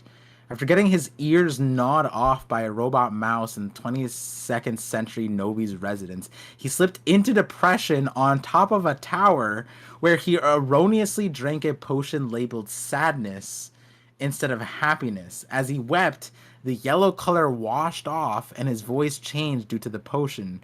As a result, he developed a morbid fear of mice, despite being a robotic cat. Doraemon becomes enraged when he is mistaken for a raccoon dog for missing his ears, which is a running gag. What is this show? Wait, if he has a fear of... He has a fear of mice despite being a cat. Maybe that has to do with Emu not liking insects. Maybe he is a bug himself. Yeah, and or the something whole that eats color bugs. thing, drinking a potion of sadness instead of happiness. It's like Joyboy. Then the sadness part, like, this is used to be. What the heck? What is this show? This sounds like a fever dream. Yeah, Doraemon is interesting. Huh. Yeah, I feel like we have to look deeper into this later. Like, this sounds like the Teletubbies a little bit. I don't know. Yeah, I mean, that's a kid's show. We're looking deep into a kid's show, so I mean, that's fair. Yeah, like, it's just kind of spooky, but like, if Oda said that, I listen, I'll go check it out. Oh yeah. Okay, so what's next, dude? We are 5 a.m., 6 a.m. for you too. Okay. We have to go backwards too, man, in this chapter. We got to go backwards a little bit. Smoothie. Just a little bit of Smoothie. We see Smoothie, which is another hated character in the verse. Smoothie and Mont Dior. I think it's interesting that Oda doesn't show us their background. And that's important because, last we saw they were off the coast of Onigashima. They were probably looking for Big Mom. So Oda not showing us where they're at, I think, is very intentional, personally. But yeah, Yeah, I like, mean, oh, if you have a Viva card for Big Mom, and then just like oh, you're running right, into yeah. Wano, yeah. Oh yeah, Which all of they, Big Mom's daughters have a Vivid card, right? Or was that just Lola? I don't remember. I don't want to be misquoted, but like it exists. They Yeah, have them, and they're powerful. They're used to control the homies as well if they're acting out, which I guess isn't normally necessary. It seems like, but yeah, like are they? And the thing is, they were shown to be capable of making it to Wano. It was just King was just being a jerk and just kept on yeah. kicking them. King and It's just like Marco. that is so disrespectful. But like also going back to Wano slander, like technically that's all King need to do. Just fly around, bro. Kaido had one job, just have King monitor like the coast and just kick the ships down. It's a problem They solved. almost killed Nobody Big would have Mom showed like up. that. Yeah, like twice. No, like oh my god. Yeah, good old Wano slander. Past Yeah. Smoothie, we see Tonjit and the boys. The He boy. finally reunited with his homeboys there. Just like Akainu and Dragon, iconic characters always hit us with a dot dot dot. We next see Kuzan, another dot dot dot. Yeah. Vega Punk talks about how, hey, I'm dead. Earthquake's gonna happen in a few days. Blah blah. It happens, so everybody believes him now. Personally, I'm a not a conspiracy theorist, but I wouldn't believe that, to be honest, because there would be like that 1% in my brain that'd be like, well, what if he just recorded this right after the earthquake and then sent it? You know what I mean? Mm-hmm. Mm-hmm. But yeah, people believe it though, and that's fair. I'll take it. I'll take it. Past that, we cut back over. We see the Iron Giant is going somewhere. It looks like he's heading to the west coast, which is exactly where Warkody, Luffy, and the giant ship is. So I wonder if he's going to fight Warkody, considering Luffy can't fight him right now. And yeah, like it looks like Cannonballs still don't phase it. The island is on fire. Luffy's bouncing around. Warkody is in the background, just kind of. I know he's coming towards us, but it looks like he's really just standing still. Yeah. And then we see Emu and Charlia, the whole thing with the Void Sentry. Charlia doesn't know what it's all about, which I think is interesting. I want to see more translations for that one. But yeah, like anything here you want to talk about real quick? Anything you pique your fancy? I mean, there's a few things, but like one thing that maybe viewers may not have been as like paying attention to as much, but I was, because my brain was broken before this chapter, and I was comparing all these panels to figure out time of days. Like if Oda is making it consistent of like it's sunny here, but is it nighttime here? Yeah. And I was looking at that for a specific reason, but then in this chapter, it seems like Marejois, Marineford, Fishman Island, they're all at nighttime, which makes sense because they're all in the same place. But like, I think this might be the first time we've seen Marejois at nighttime, which is interesting because it's like it's at the top. We don't know the weather condition there. We have the situation with like Ennie's lobby is always daytime, so like I guess Marejois isn't like can have nighttime because it looks like it's darker sky here. So I thought that was interesting. You know, again, Emu has the iconic ellipses here, the dot dot dot. But yeah, I think the most underrated, but also like I don't think it's flying by people's radar, is what Charlia said, which is like the Void Sentry. What is he talking about? Because that understanding of what is happening in the world or how the world is structured is huge. And is it that the Celestial Dragons don't know what the Void Sentry is?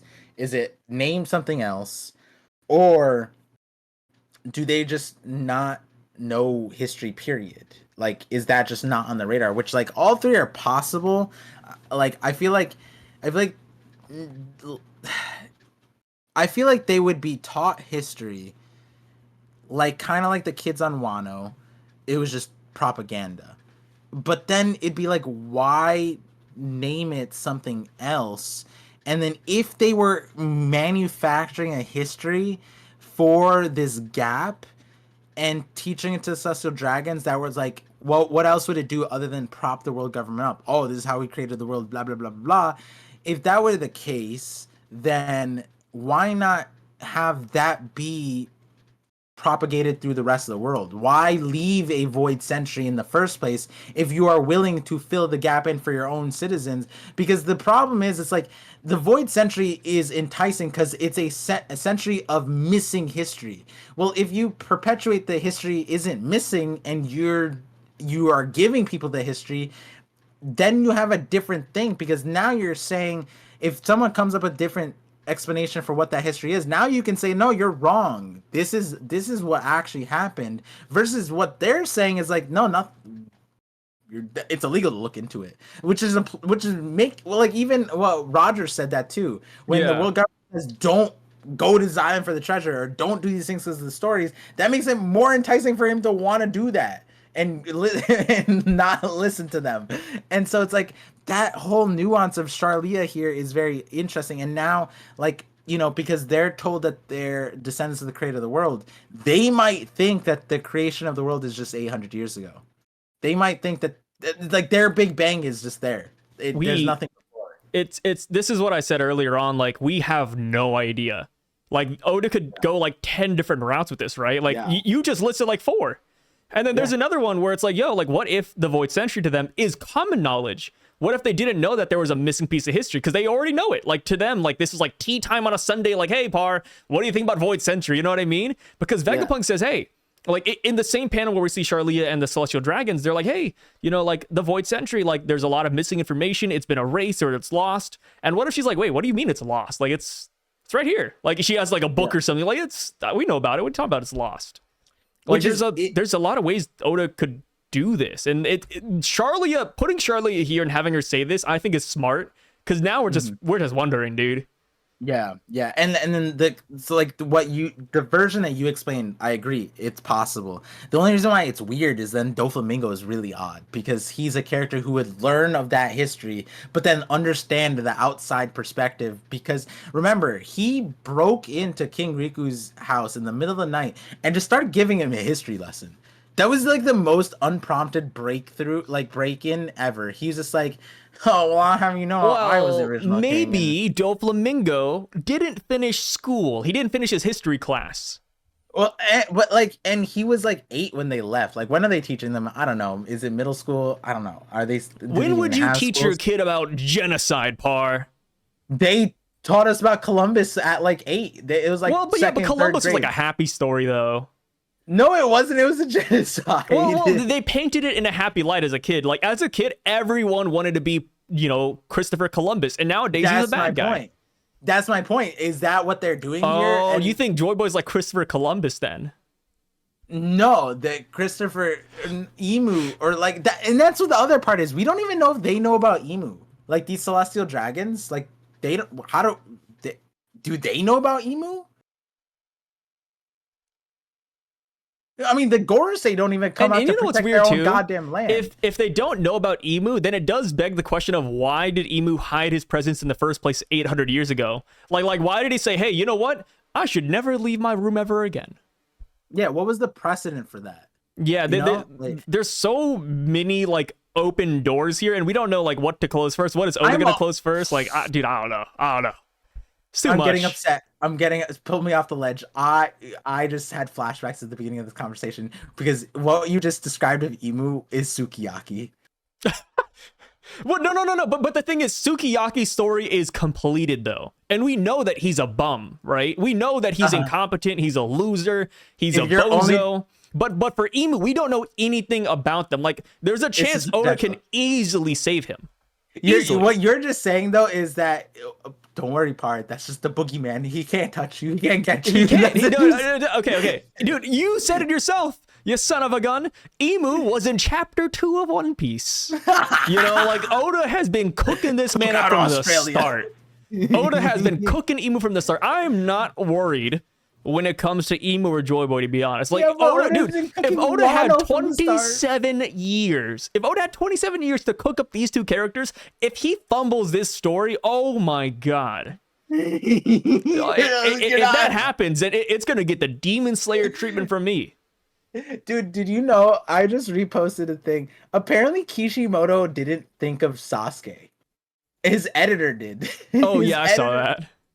That, like, I'm having PTSD. Like, are these people competent, or like is someone in their ear? But like, Oda obviously is way different. But like, Then there's Sukiyaki, where you said like, oh, but it's the main part of the story, blah blah blah. But so is Wano. Is Wano? Was it Wano? Okay. Wano is important, but it's only it's a side adventure to the Void Century, right? Listen, Sukiyaki sat on top of that throne for so goddamn long. Like, oh my god. There's gonna be a good reason why EMU did what he did, hides in his room, you know, telling these guys one thing, the Void Century is another. Dude, easy. This is such an easy slam dunk. 27, dude, it's like what Tyler 1 said. Did you see Tyler 1? 1900 elo chess. Yeah. Tyler 1 is in the top 0.5% of chess players in the world with a 1900 elo, and he just started playing chess, I think, 8 months ago. Yes. He started very recently, and he went on stream and he said, hey, if you've been playing chess since you were 3 years old and you're an adult now and you don't have this high of an elo, you're a waste of life. Like, you should stop playing chess. Like, he said that. And honestly, I think the same, not like the waste of life part, but the same would extend to Oda. If Oda's been cooking up the Void Century for 27 years and it's bad, or if it doesn't make sense, you know, like, I have faith in Oda. I have faith in Oda. I'm not trying to say he's going to do a bad job, but, you know, like, I'm just saying, like, I'm expecting everything to be perfect. Yeah, I have faith. It's interesting because, like, the Charlia part is easily, like, it's super helpful for the progression. Just like but her. It's like, because you just put the onus on the stupidity of the Celestial Dragons, right? Like, that's what happens in the privileged spot. That's what happens when you're on the master race side of it. Like, you don't sweat those details. But like I was saying, like, the part when people start caring, it's because you're oppressing them, and it's like, well, like, where did this all start? Well, how did I end up down here and you up there? Well, let's look back at time. Wait, you're not letting me look back in time? Well, that's kind of fishy. Oh, you're telling me these rocks have scribbles on them from back then? Well, let me take a look. These rocks are illegal. Well, now you're just making this really unfair. And it's like, well, why would the Celestial Dragons ever care about any of that stuff? Because they're where they are. So it's like, none of that ever really matters. And I feel like that's the simplest explanation here. But like we were saying, like, there's like a Doflamingo side of it where it's like, that's interesting. But then also, like, do they know about EMU? Well, that's interesting. How right? about this? Like, does Doflamingo know about EMU? Probably, right? I think he does. And the reason why goes back to history class part. I think the reason why Doflamingo might not know about the Void Century is that he was skipping class. He skipped class, he roamed around the castle, and that's how he stumbled upon the Sacred Treasure and EMU. And that's why he doesn't know about the Void Century. It's interesting because Rosinante told us that they taught the Celestial Dragons when they were kids that the D-Clan would eat kids. And so they were teaching them something. It's kind of like what the kids on Wano were learning about Odin. That, like, they said, like, oh, he's a weirdo or something. I forget what it was. He's a man-eater or something weird. Yeah, they said something. No. The man-eater is the regular citizens who are talking about Odin stealing their wives. My bad. Yeah, but, like, they were teaching the kids that, like, why did it was something like, I'm making this up. It's not the correct. I'm paraphrasing, but it was essentially like, why is it good to isolate the country so that we are not influenced by outside ideas and end up like an idiot like Odin? That was kind of like, that was what they were being taught. They just put emphasis on idiot. Yeah. It was just like everything, and then it's like, and what's wrong with Odin? He's an idiot. And it was like all the kids would chime in. It was like the snake lady teacher, and then the kids, she'd ask them like a very closed off question, and the kids are like, because he's stupid. It's just like... You know, here's a good one. If me and you, and let's say our families, let's give us the families too. Like, let's say me and you, we spawned on an island with our families. Would you, and we had no prior knowledge of humanity or history of the USA or, you know, Canada, Estonia, like, would you actively search out our lost history, or would you just live in the present, or do both? Like would you search for like a poneglyph or something to find out what happened in the past? That's just too hard. Like, if it was a side quest like what Luffy, like Noland or Luffy, right? Like, they had a more like substantial goal, right? Yeah. Of like, botany, and I think that would lead to something. You're curing people, and along the way you find stuff.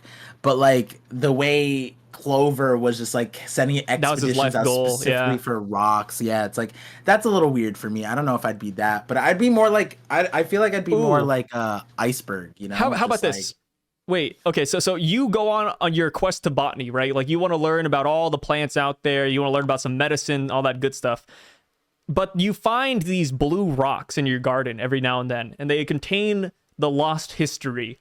But you're not allowed to read it because every time you try to read it, a guy in a black suit walks up to you and beats you with the cane.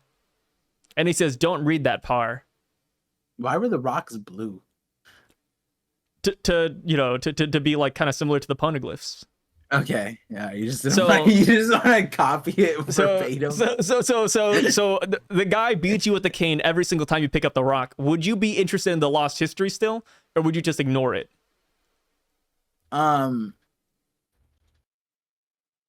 No, I would beat the guy who's beating with his. Okay. Let's say he's like Quartzark. He's an omnipotent being, six-dimensional. You can't hit him, but he can hit you. People don't know who Quartzark is on the Parcast. Well, if people don't know who Quartzark is, then I mean, like, let's be real. They haven't been reading One Piece. Quartzark is a six-dimensional being that me and Par made up one day just on the side.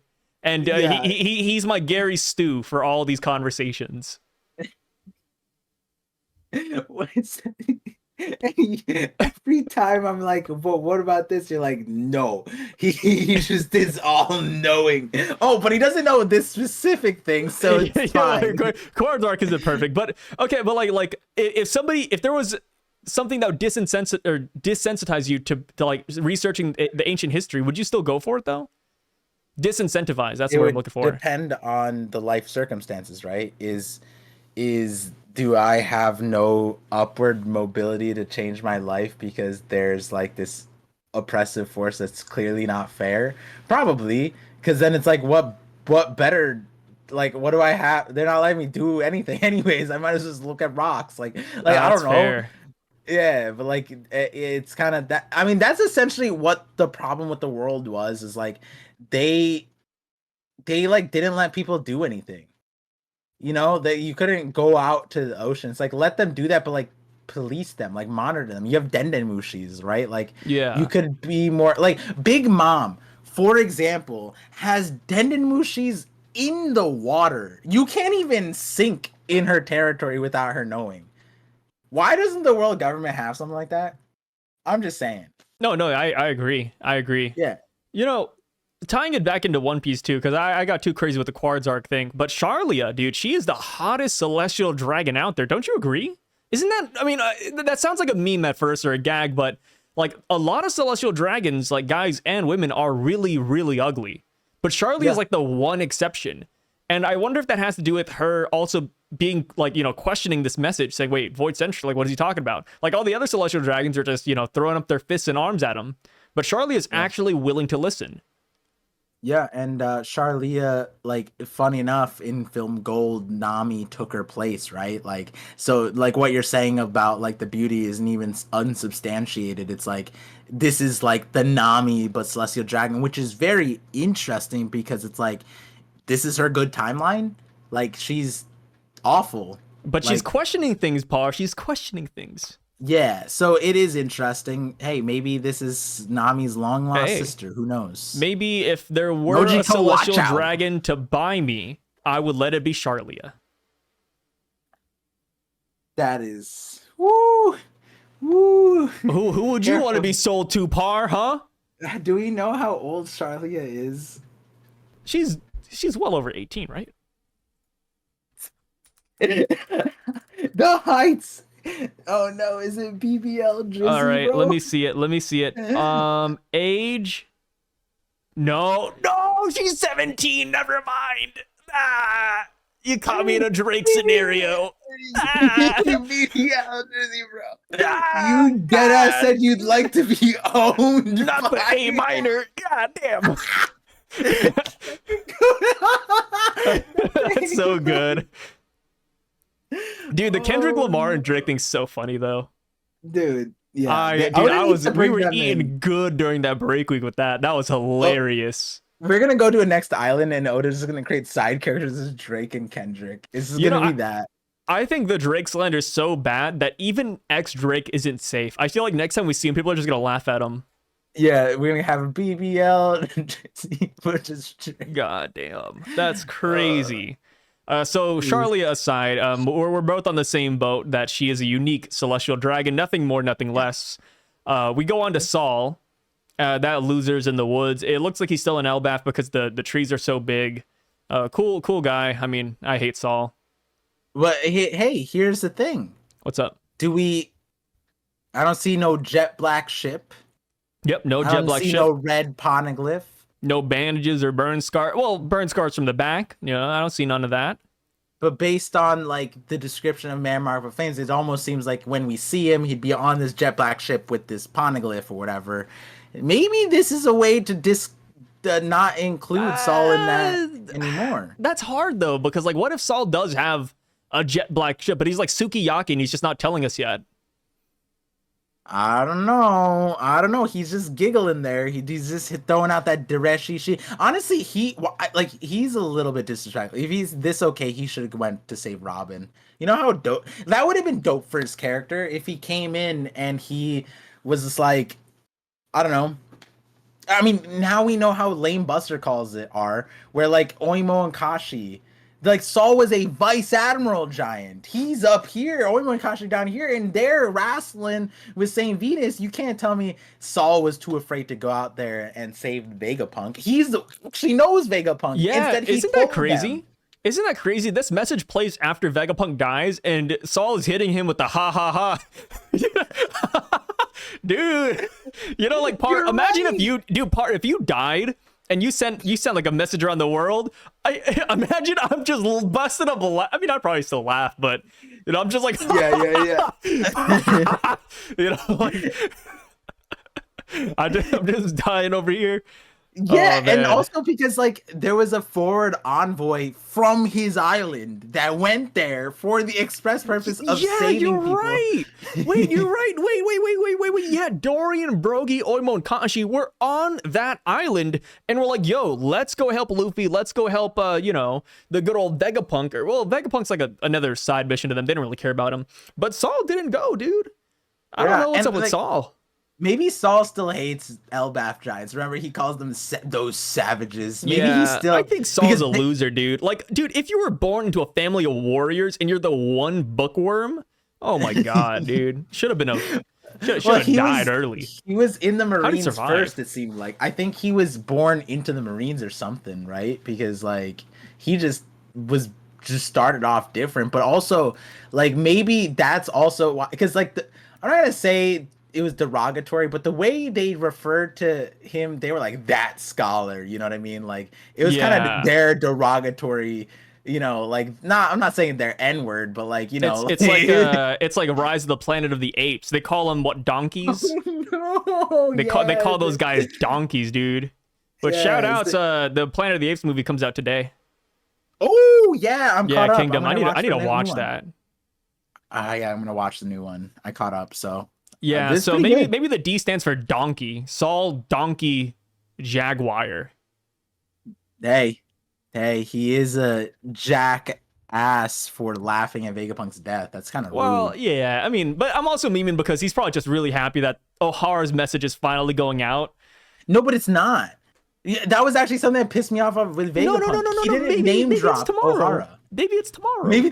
Maybe later down the message, he's like, "Hey, Joyboy, Ancient Kingdom. By the way, the name of that place is blah blah blah."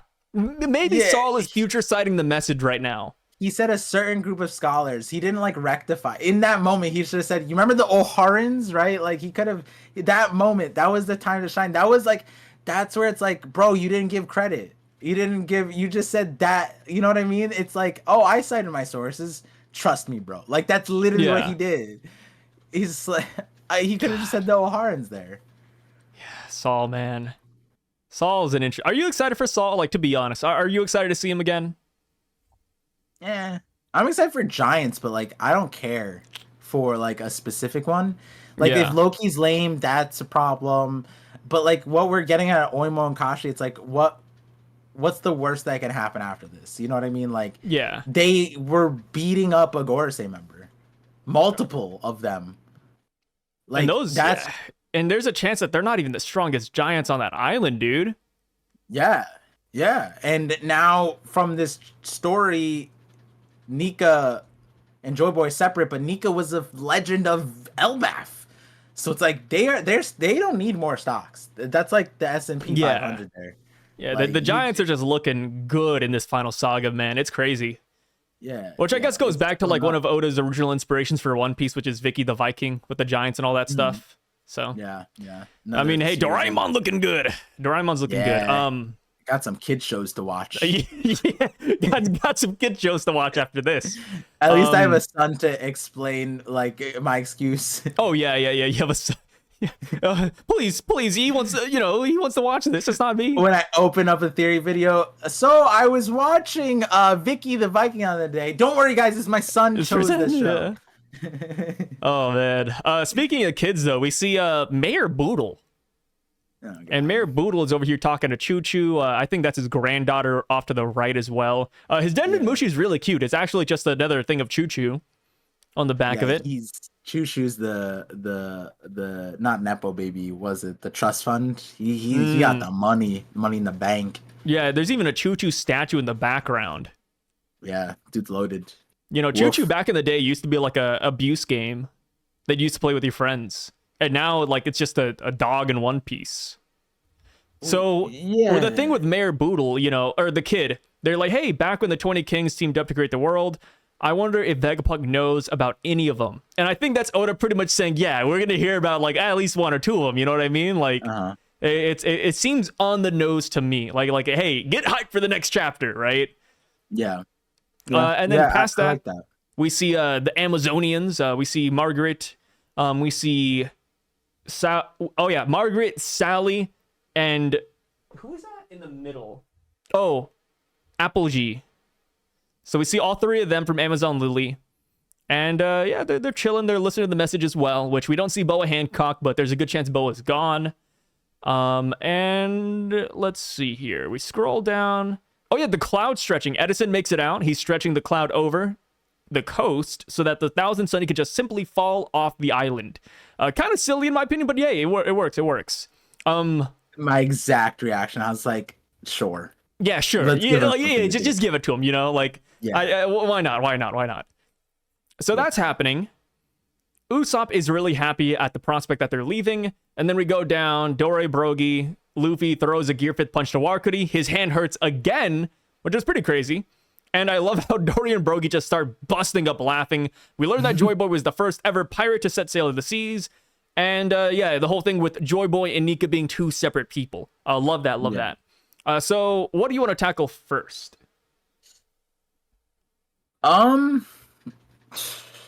mean, the cloud stretching thing is just silly because like Nami and Usopp both have the same capability without Edison needing to sacrifice. But I did think it's interesting because I've been wanting to see what was creating the clouds this entire time. And though Oda brought us there, he hid it in text bubbles, which is interesting because it's like, how are these clouds being made?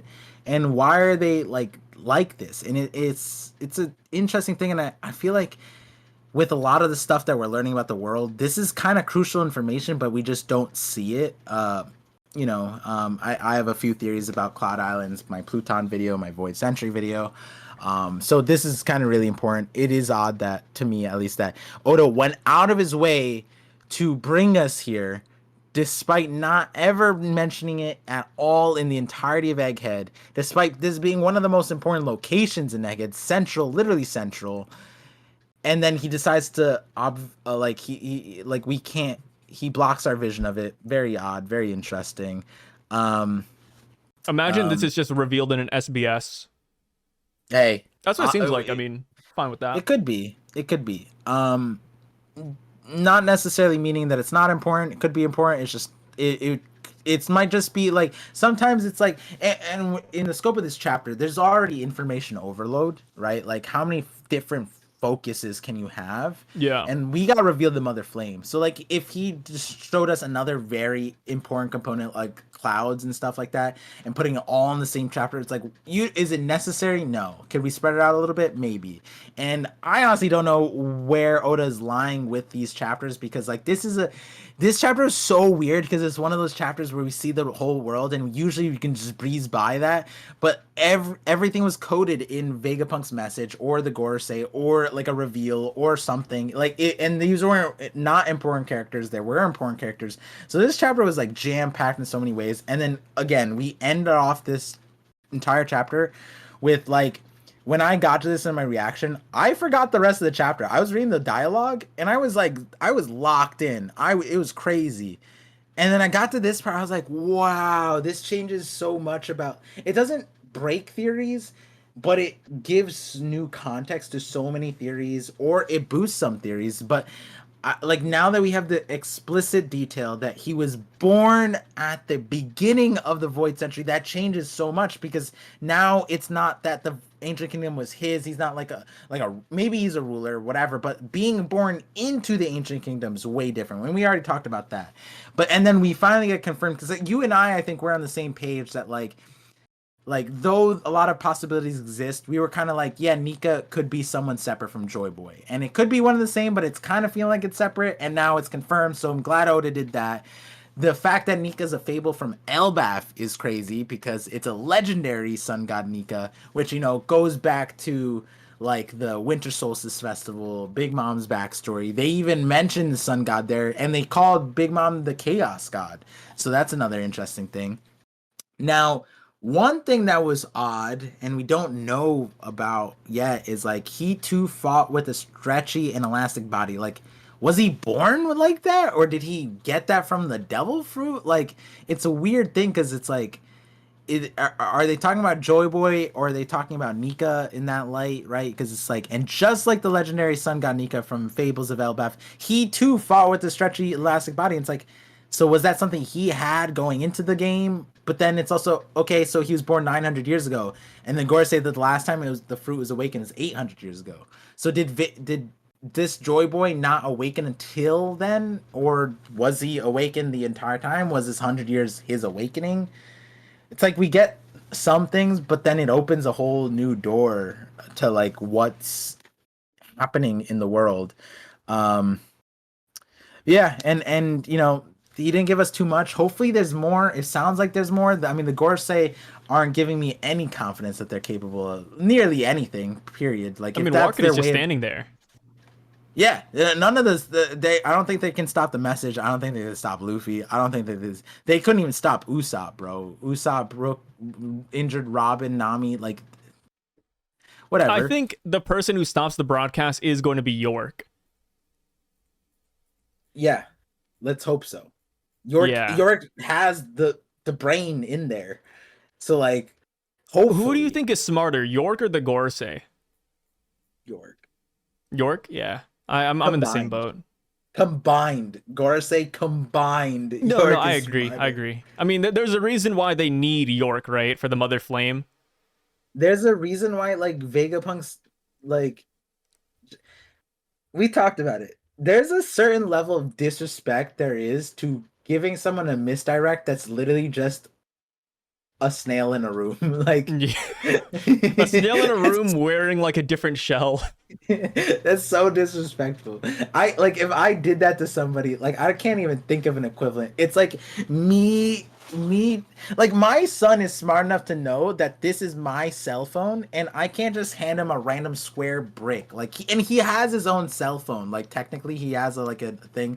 My brother gifted him one, and it's like, he's not gonna be able to use it, so it's not charged. But he knows the difference between this and his phone. His phone is dead, but it looks exactly the same as my phone, and he knows the difference. But like, what Vegapunk did to him right now was like, he put a cell phone in like a brick, and then he's just, or no, like a gold case, and it's like, yup, it's right in the middle of the room. Oh, you hear it speaking loud and clear. It's the most obvious place. Yeah, come for it. And then it's like, and then he rage quit. Like, Mars literally just turned into bird form and just screamed and blew up whatever was there and just left. And now he's asking Saturn, like, let's just kill everything. Yeah, guys, let's lock in. That's crazy. Like, and this is on the offset of his first idea getting shot down. Why don't we just blow up the place? Remember Or that? do you think? Oh yeah, he wanted to kill everything. But here's the thing. You know what would be so funny? Last chapter, he said, screw the power plant, screw punk records, screw let's just get rid of it. Blow it up. And then all the other people, the Gorosei had to talk him down. And so his response is, let's just kill everybody. And it's like, it's the extremes. And the craziest part is that there's no guarantee that the Denden Mushi is even on this island.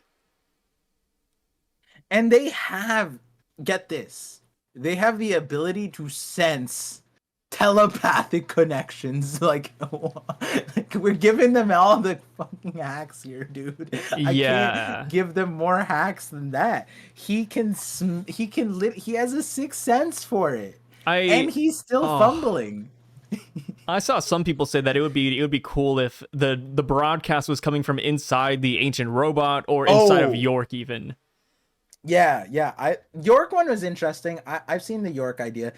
I'm not mad at the Iron Giant one because when you think about it, like from even Vega Punk's standpoint, the Iron Giant's kind of like the safest because that thing made it to Meridra, raided Meridra, and instead of just outright destroying it, they ordered it to be dismantled and torn down, and it ended up here. And even Vega Punk doesn't know how it works or whatever. So this is literally an iron chunk that's beyond him. Yeah, wait. What if it's like Moria and Ors, where there's like a little curtain at the stomach, and then it gets revealed that the Denden Mushi's just right there? Yeah. Like, did the Iron Giant like get up like because of Vega Punk? Like that'd be like Vega Punk died and then he gets up. I don't think so. I mean, we've seen too many panels of the Iron Giant with the Sun Gun Nika drum beats in the background. Yeah, and I think there's one editor box, which obviously the editors aren't Oda, but it talked about how like the drum beats waken it or something. Yeah, which again, people should know my stance on it. I normally don't like the editor notes, but this chapter, when they ended it, they at least from what we see in this translation, it's like they capsulated the ending. He was the first man to take to the seas, the first one to be called a pirate, and then they wrote the original pirate, and I'm like, ooh, that's a good one. Yeah, we're like Saturn in the light. Ah, God. I like to imagine all the Viz people are also doing that too when I saw the Mother Flame. Oh yeah, when we got the actual spelling of Mother Flame, the entire Viz team was like, what about the Mother Frame? The frame. Do you think they order a retraction or they just double down? No. They're gonna change. They're gonna go and how like they clean up the panels. They just change it to an R. Dude, that would be crazy. Oh yeah. What if we get the Viz and they double down? They just put an R right there. Mother Frame. Yeah, Mother. Frame. That's crazy. That's crazy. No, they spelled the full theory. Mother Frame. Yeah. To line up with. And then there's like a little asterisk box that says, "Hey guys, this is actually Mother Frame." Yeah. Oda and his team got it wrong. Yeah. Oda famously doesn't know English, so what does he know? Yeah, what does he know, guys? What does he know? The guy who misspelled Laugh Tale for 20 years? Haha, nice joke, guys. We know it's actually Raftel. Yeah. Duh. So, Joyboy being the first pirate, the first guy to set sail to the sea. We're kind of running out. Are we running out of time? It's like what's 5:58 a.m. right now. It's almost 7 o'clock for you. But final thoughts on Joyboy. Why do you think he set out to sea? Probably because it was fun. Think it was fun? But imagine that. Okay. Like, they said that he's the first pirate, but like yeah. But the nuance of the word pirate is that's just like a label, and like in reality, like we talked about Noah's Ark, like he's technically the first sailor in biblical or like religious context mythology. Yeah. And then people fished, people had boats, people traveled. But with the pirate though, you put up like a skull and crossbones. Do you think Joyboy had to have had a skull and crossbones, right? I guess that's right. Like it must have been the flag thing, but like also like maybe the world government just like the way I see it, right? Yeah. Imagine you just had an island, and everything was chilling. Like you had full control, and then this goofy white kid just comes up and beats you up. And that's what Luffy has been doing. But not even that. I was talking like Foxy, right? Foxy had a 200 or 920 record. And Luffy was the first loss. You know how upsetting that'd be? Like the Yokozuna on Wano, he was undisputed champion, and then just Luffy just shows up. Imagine being like that, having notoriety on your island, and then just scrawny dude just beats you up. And then you start hearing like, wait, he did that to you too? Wait, me too. And then slowly 20 islands connect, and it's like, yeah, I hate that guy too. I hate Why, pirates. why, why are we letting people come to our islands? You never came to my island, and I'm not tripping, right? And these outlaw doing all that, and so it's like it could just be that like he just went there and just showed everyone like, yo, life could be better, and then like the kings that were there were like, hey, yo, don't do that. Why? Everything was good here. The Tontatas, they're good at gardening. I gave them jobs in gardening. What's the problem, right? And Nika Yeah. showed them like, hey man, meat. I would hate And Nika. everyone should have meat. And then Tana's like, yeah, meat. Nika And is then disrupting the peace. apparently, like, and that's the thing, we don't know what the nuance is, but to be able to call him pirate, that's like very interesting, because why would he be the first and not the entire advanced kingdom? You know what I mean? Yeah. Like, Or when like has nobody ever set sail before him? Like it sounds like he was the first guy to ever set sail. So like why what made him think, okay, like imagine this. Like imagine me and you and Quartzark, we're on an island. We've been living there for like 20, 30 years, whatever.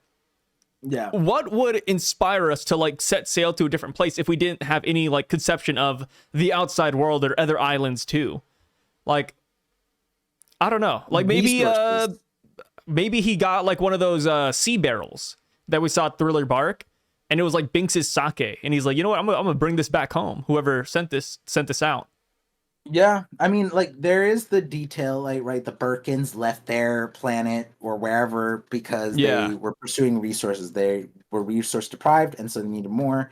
And then the Tantatas, they also left their original land and eventually end up on Dressrosa and Greenbit because they were looking for resources. And so there is that nuance that Oda gave us, and that is pre-Void Century stuff. Lack of resources, moving to a better place. So, but then here's the issue with that with Nika.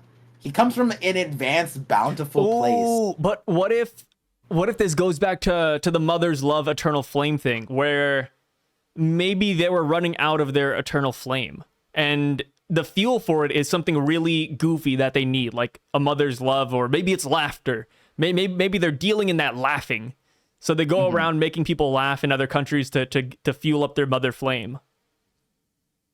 Maybe that's it. I don't know. And then here's the other thing. What Clover? Here, let me actually just pull it up. It's like chapter 396, right? When Clover gives a speech. Or is it 395? I think it's 396. This is Saul 395. War versus world government. I just want to read, because didn't they say that like the ancient kingdom like spanned the world, something like that?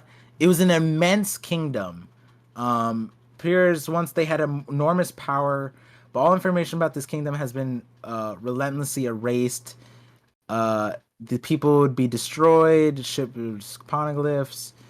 Ancient would destroy the world. What was the other part? We've gradually discovered the existence of a nation of which no traces now remains. What is clear from these manuscripts is the existence of an immense kingdom. It appears that they once had an enormous power, but all information about this kingdom has been relentlessly erased.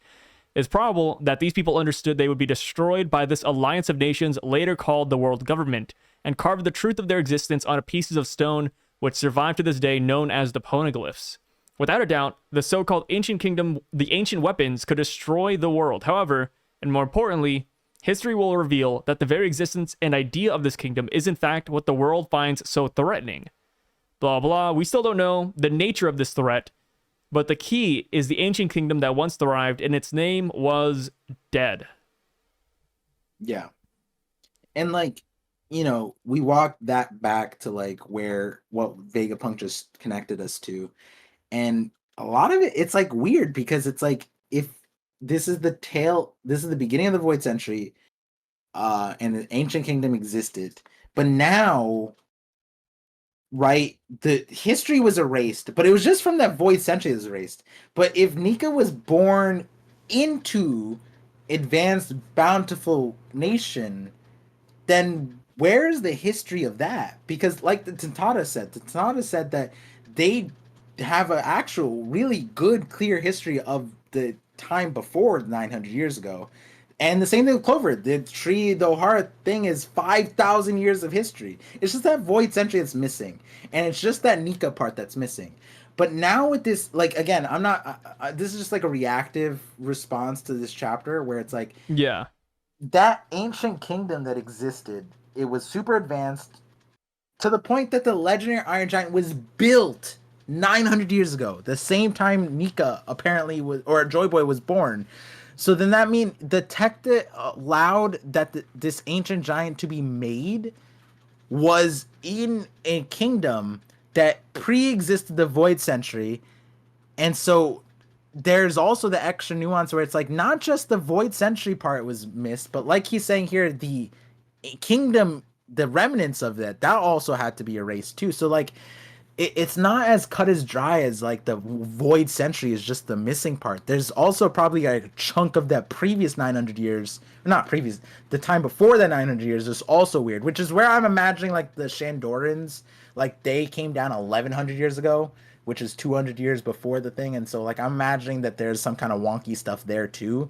We don't know how early Nika was compared to like Joyboy, if it's just like 200 years ago, like 100 years ago. Like technically the giants right now are the legendary giant crew that terrorized the world, and that was just 100 years ago. So like maybe that was the same case back then too, but like Yeah, I mean, like we don't know when the world started. We don't know when the ancient kingdom like first got formed. Like there's a lot of history that we're missing. yeah. And it's like the more context we get, like the weirder it gets. But yeah, with like the whole Nika side with like him sailing, it's like, but if Clover is saying 5,000 years of history, let me just double check that the thing he said to Robin in 392, I believe. Yeah, probably. Certifies you as a scholar, blah, blah, blah. Knowledge, specifically knowledge of the past. 5,000 years old. That is how old our tree of knowledge is. And in that time, countless documents have been sent here from all over the world. These are the priceless artifacts of all of humanity. This library takes pride in storing the world's most important and most ancient knowledge. Um, Under this tree of knowledge, fine archaeologists from every sea have gathered. There is no historical mystery that cannot be unraveled with the help of the documents found here.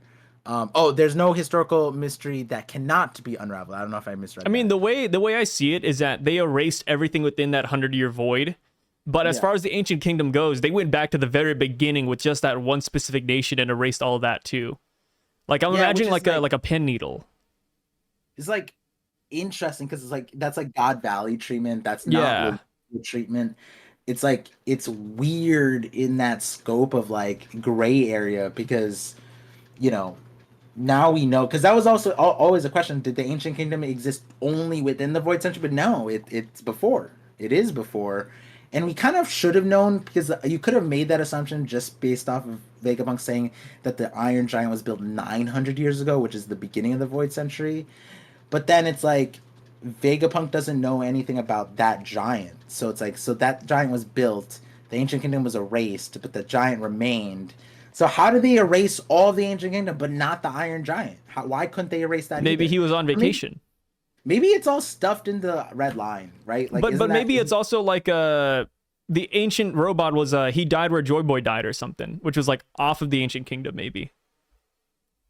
yeah, I guess it could be that, right? Like it's just weird because if it was built 900 years ago, then it's like they just show up. You remember how we were joking like, what if that Iron Giant could just turn invisible? It's like Oh yeah, kind of because like he kept on disappearing from the island. yeah, like and still to this day, no one's acknowledging him. What are the Gorosei doing? They're not even looking at him, not batting an eyelash.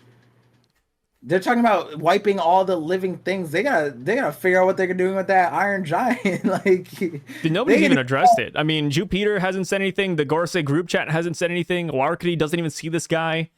And Luffy? apparently, this giant is, I mean, the ancient robot is bigger than a regular giant. And impervious. Like the Buster Call, they're the only people aware of this. Because even Luffy hasn't seen it. Yeah, and the craziest part is that the Marines are on the comms talking about the ancient robot. Yeah, and Edison should be staring dead. Like when he jumped off the island, he should be looking straight at the thing and like pissing his pants. Because that thing moving was like his. Edison, thing. though, he's missing an eye, though. He has a bandage over his right eye. Depth perception. You're right. It's gone. Yeah, thank you. Yeah, maybe so it was in his blind spot now. he's just seeing a flat egghead, and he just sees like metal on fire, and he's like, "Oh!" Ooh, yeah, imagine he's Edison as he's falling. He looks at the Earth's tilt, and he's like, "Yo, like the Earth is round." Perfect. We need that realization. There's probably some One Piece fans that need to be told That the Earth is round. Yeah. Yeah, I see it. And just like the Earth is round, so are these videos that slowly. Well rounded. Yes. Beautiful. I'm looking at the time right now. It is 6 a.m. That is crazy. This is the longest, latest we've recorded, huh? Yeah, I've been talking for so long. I recorded like a 4-hour call before this, hopped right into this, another like 3-4 hour call. Here we are, 8 hours. You had a straight. live stream too. Yeah, dude. Like That was it's like painful. 12 hours. I tell people like I love that One Piece chapters drop, but I'm also like I hate it, dude. That's a busy day. It is a busy day. That's a busy day of just talk about one chapter. People are wondering it's why. fun, but damn. Yeah, people are wondering why I stuffed it all. It's because Mother's Day weekend is this week. Which shout outs to Oda for lining up Mother Flame reveal with Mother's Day weekend. That's kind of dope. It's the official releases will be lining up perfectly with that. So that's cool. Are there any mothers on this island that Oda can kill? I know that sounds like kind of crazy, but I'm like maybe we got to watch out for the mothers in One Piece. Like I don't think there's any moms in this island, right? Yeah, none. Wow.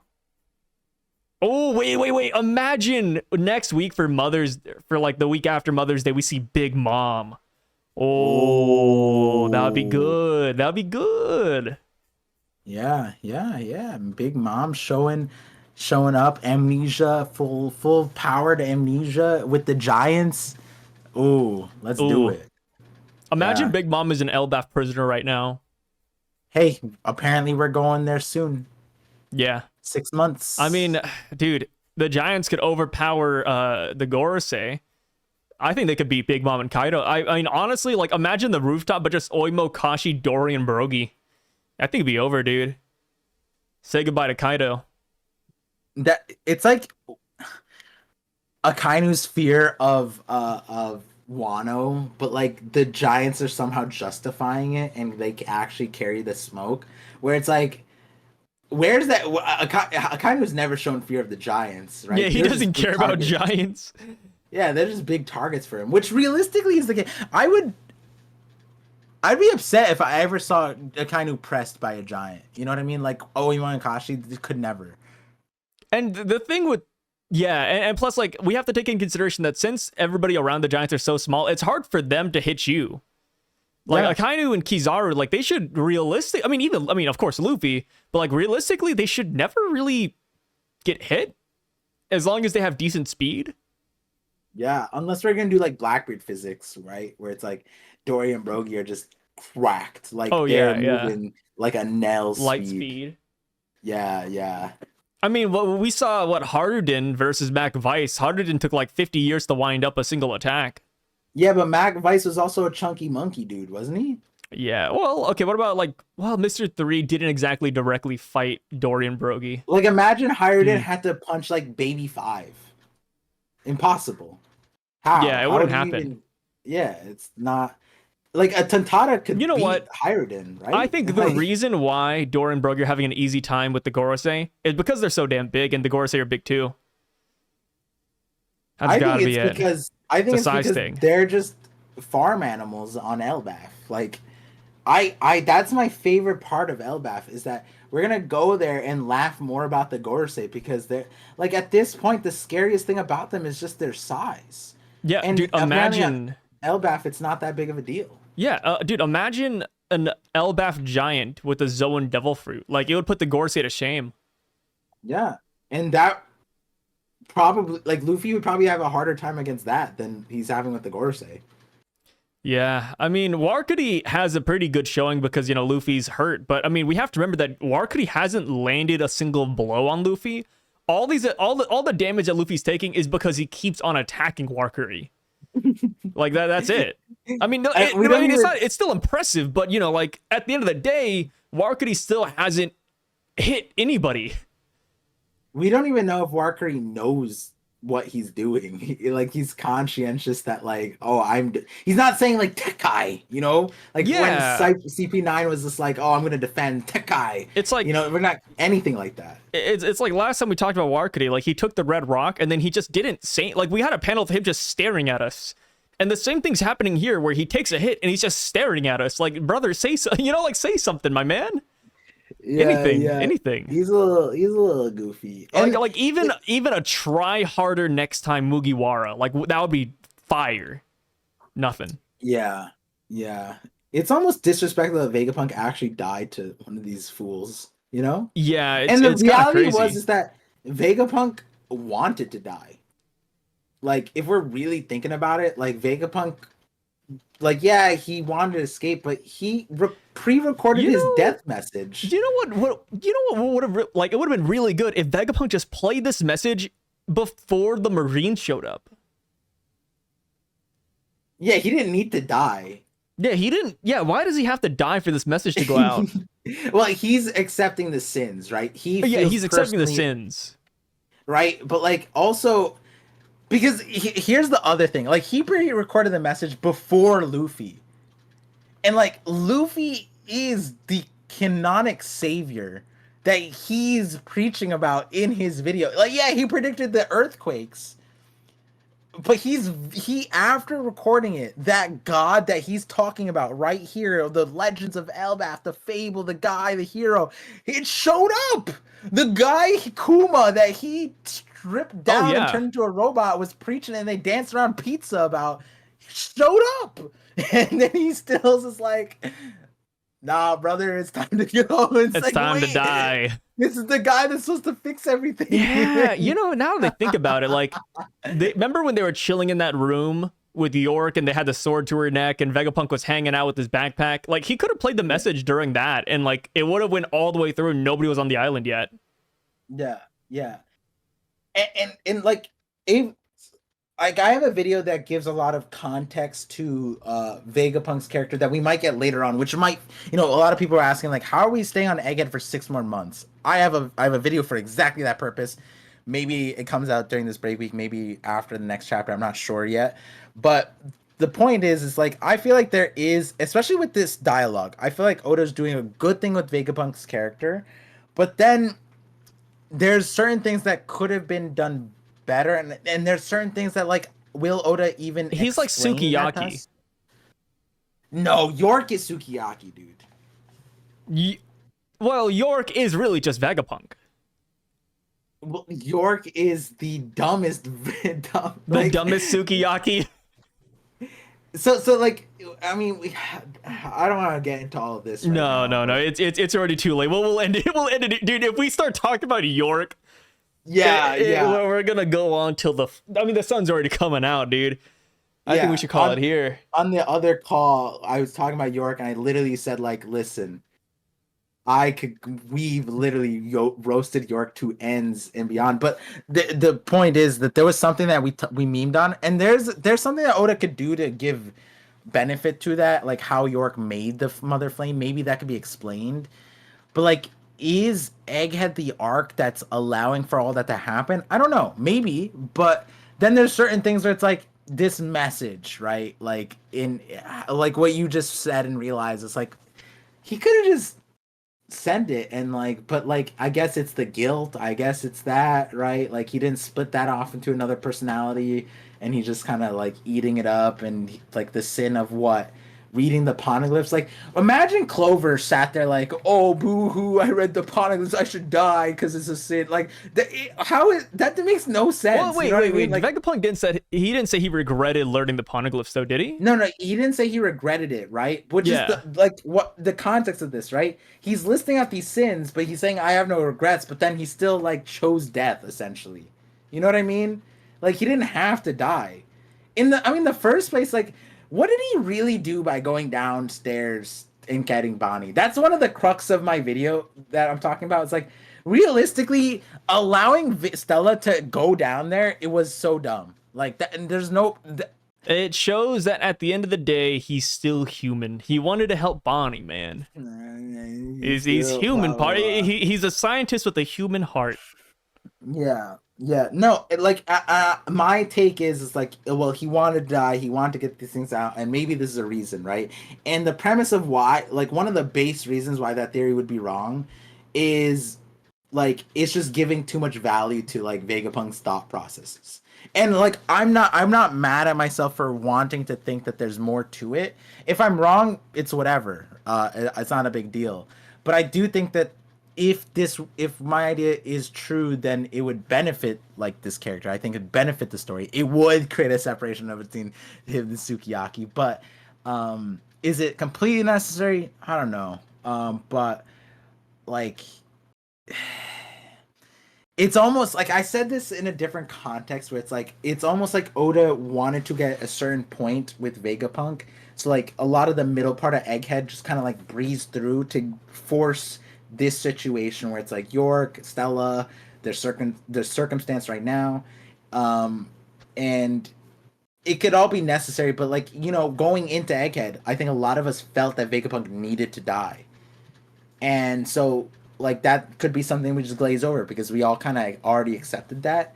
So Vegapunk choosing death in the first place for like shoddy reasons is interesting, right? Because it's like if he consulted with like logic, hey, do we deserve to die because we made this energy source? No, Stella, you stupid. Like, what? We should see to it that our energy source is being used well. And if we pass away and they harness the energy, then they would be really valuable in countering it. Maybe if he survived through this and, he did fix the Mother Flame and like he got it out of the hands of the Gorosei, maybe he would erase it as a sin. And this message would be altered. Yeah. There and actually, chapter memes aside and critical stuff aside, I wouldn't even say like not the negative stuff. I wouldn't even say that's like fully critical. It's just like a reaction kind of thing. We're looking at part of the picture rather than the whole picture. But that's actually my question. How much do you think that we're gonna get a lot more from Vegapunk in this message? I think so. Like another chapter, 2 chapters? I think 2 chapters. 2 chapters. Ooh. I think they're gonna do what we did here, where the message is interwoven throughout the chapter. I think that's how it's gonna go down. Yeah, I'm getting a similar vibe too. And that's why I'm like, I'm taking the chapter. This is one of my favorite chapters. I was telling everybody that like 1069 used to be my most visited chapter, especially for theories.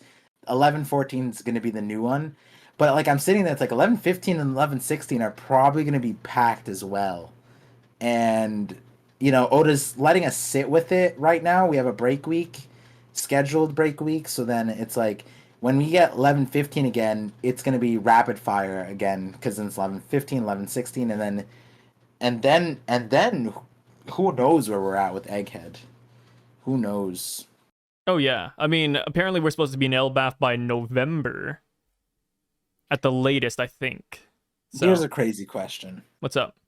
And maybe let's end it on this, because I am tired. But, and I think I was a lot more belligerent because it's so late and I've been talking for so long. But, do you think there's a world that EMU shows up? That EMU shows up here? No. And, like everything just stops because of that. No. I feel like we're gonna see. I feel like we're gonna see the Holy Knights before we see EMU. So I feel like if they were to show up here, that'd be too much in a way. What would it mean if Emu did show up? What would your like mental reaction be? Well, I'm a simple guy. I'd just be like, wow, that's huge. I don't know. Like, do you feel like One Piece is ending? Do you think that like Kaguya situation's happening where it's like, oh, if we're getting this now, is there something Uh, else later? Or is Blackbeard the final villain? Like, does it shift? I mean, I still shift between Emu and Blackbeard, but I wouldn't Yeah. feel like it's ending necessarily. Like we met Kaido really early on, and then it took years until we actually fought the guy. I feel like it could be the same thing here. Like I Yeah. like if Emu shows up, like that'd be really cool because I want the design. But outside of that, I wouldn't feel like One Piece is being rushed or One Piece is almost over. Are the Gorosei in the same boat as the Celestial Dragons? No, Okay. Are the Holy Knights? no. Okay. Interesting. Ooh. Holy Knights and Gorosei know about the Void Century then, is Yeah. what they're not in the dark. If that's the case with the other Celestial Dragons, it could be that they know and it's just common knowledge. I think it Yeah, could it's be a thing that's interesting. passed down with the family. Like, hey, like you're in this family, you are going to be the next Holy Knight. So because of that, you need to learn this true history. I And kind of feel like, like that's how it's going to go. Like that's how it goes down. do you think okay, so Celestial Dragons, do Yeah, they know Emu? Like Charlia? We they don't might have heard about know. Emu or the Navarro family, but I don't think they actually know them. Okay. So do you think the Holy Knights know? Yes. Okay. Do you think Well, we Shanks did know? see so there was like a silhouette in Emu's flower garden that does not fit the Gorosei. So Right, that's right. that's why I think the Holy Knights do know Emu. Okay, so that was a Holy Knight rather than like just like a Yeah.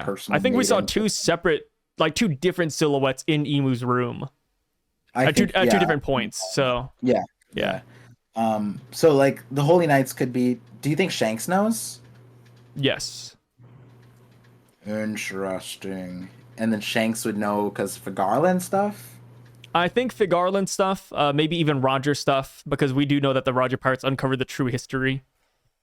And then Okay, Shanks and then ended up crying after Roger told him something after their trip to Laugh Tale. So I think the chances of Shanks knowing about Emu are pretty high. okay, so then this is what the last question is, because like the way I was thinking about it, if the Celestial Dragons don't know about Emu, but they know, so like if they don't know about Emu, that means that they don't know about the Void Century. Because if you knew the truth about the Void Century, you would know about Emu. That's kind of where I was figuring it Yeah. out, and it's like the Holy Knights and Gorosei, since I agree with you that they probably know the history, so that they would know about Emu. And then I'm going towards, if this dialogue continues from Vegapunk, does Vegapunk know about Emu? No. Well, knows of Emu. Because he calls them Like, him. I don't know enough about him.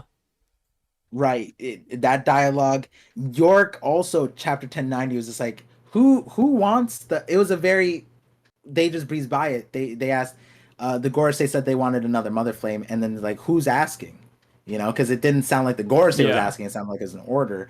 And so York was like implying that, and it was like it was sugar coated there. Vegapunk's super smart, but also he has this world, the O'Hara, the Void Century thing. He knows about Nika is from probably like a few different angles, and so I'm wondering if like by the end of this, they talk about like they break the truth that like Sabo found out recently, but I don't know if, because that would be wild if they ended this dialogue with there exists a king that sits upon the empty throne, but I don't even know what that would do for the world. So I don't think they're going to end it off with that.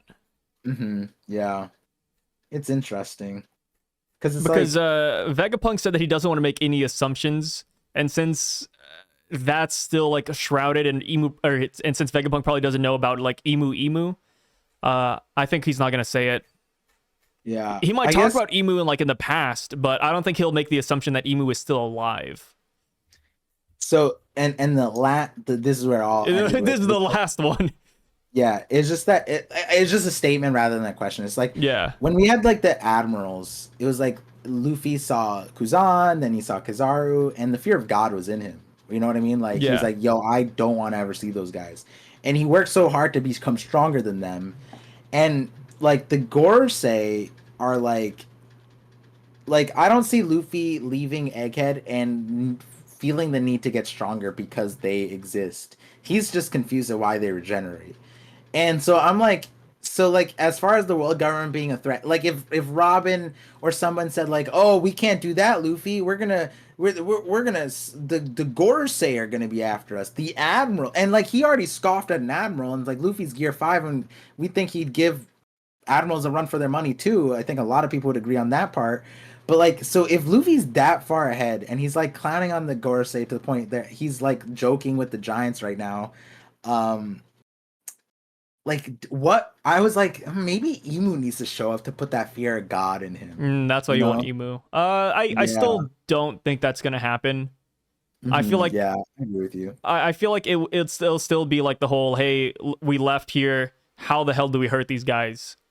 I Yeah. feel like that Yeah. will be the next hurdle. And then afterwards, like we'll get introduced to the Holy Knights. There'll be a different force of power. Maybe that's when Blackbeard starts stepping in and that'll be another force of power. Like there's still a lot of other hurdles here. And I feel like the Gorosei being the gimmick fights that they are will still like, we'll still leave this island wondering how to upgrade.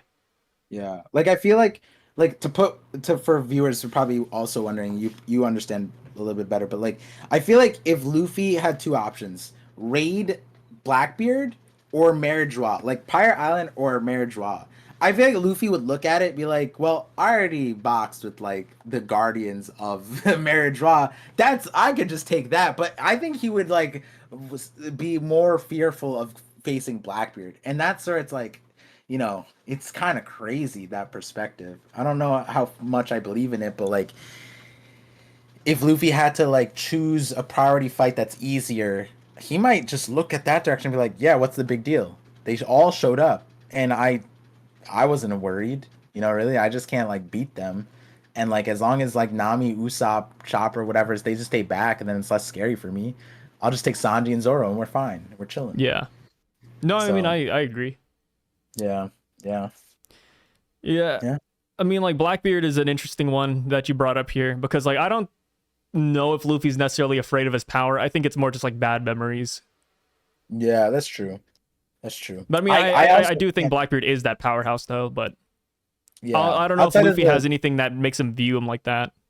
Outside of the Yami hacks of like negating the Devil Fruit, which I'd love to see how that works on this situation, but like outside of that, like Luffy's kind of just like like if we were questioning the physics of Blackbeard against the Seraphim, we are questioning the physics of Blackbeard against the what like Kaido versus Gear 5 and then just replace Kaido with Blackbeard for a second. It doesn't make sense. There's Oh no yeah, it's weird. like, yeah, I mean, even like Luffy's Blackbeard and Shanks, like how did Blackbeard scar Shanks? Like and that was pretty Devil Fruit. Like Blackbeard's such a goofy guy.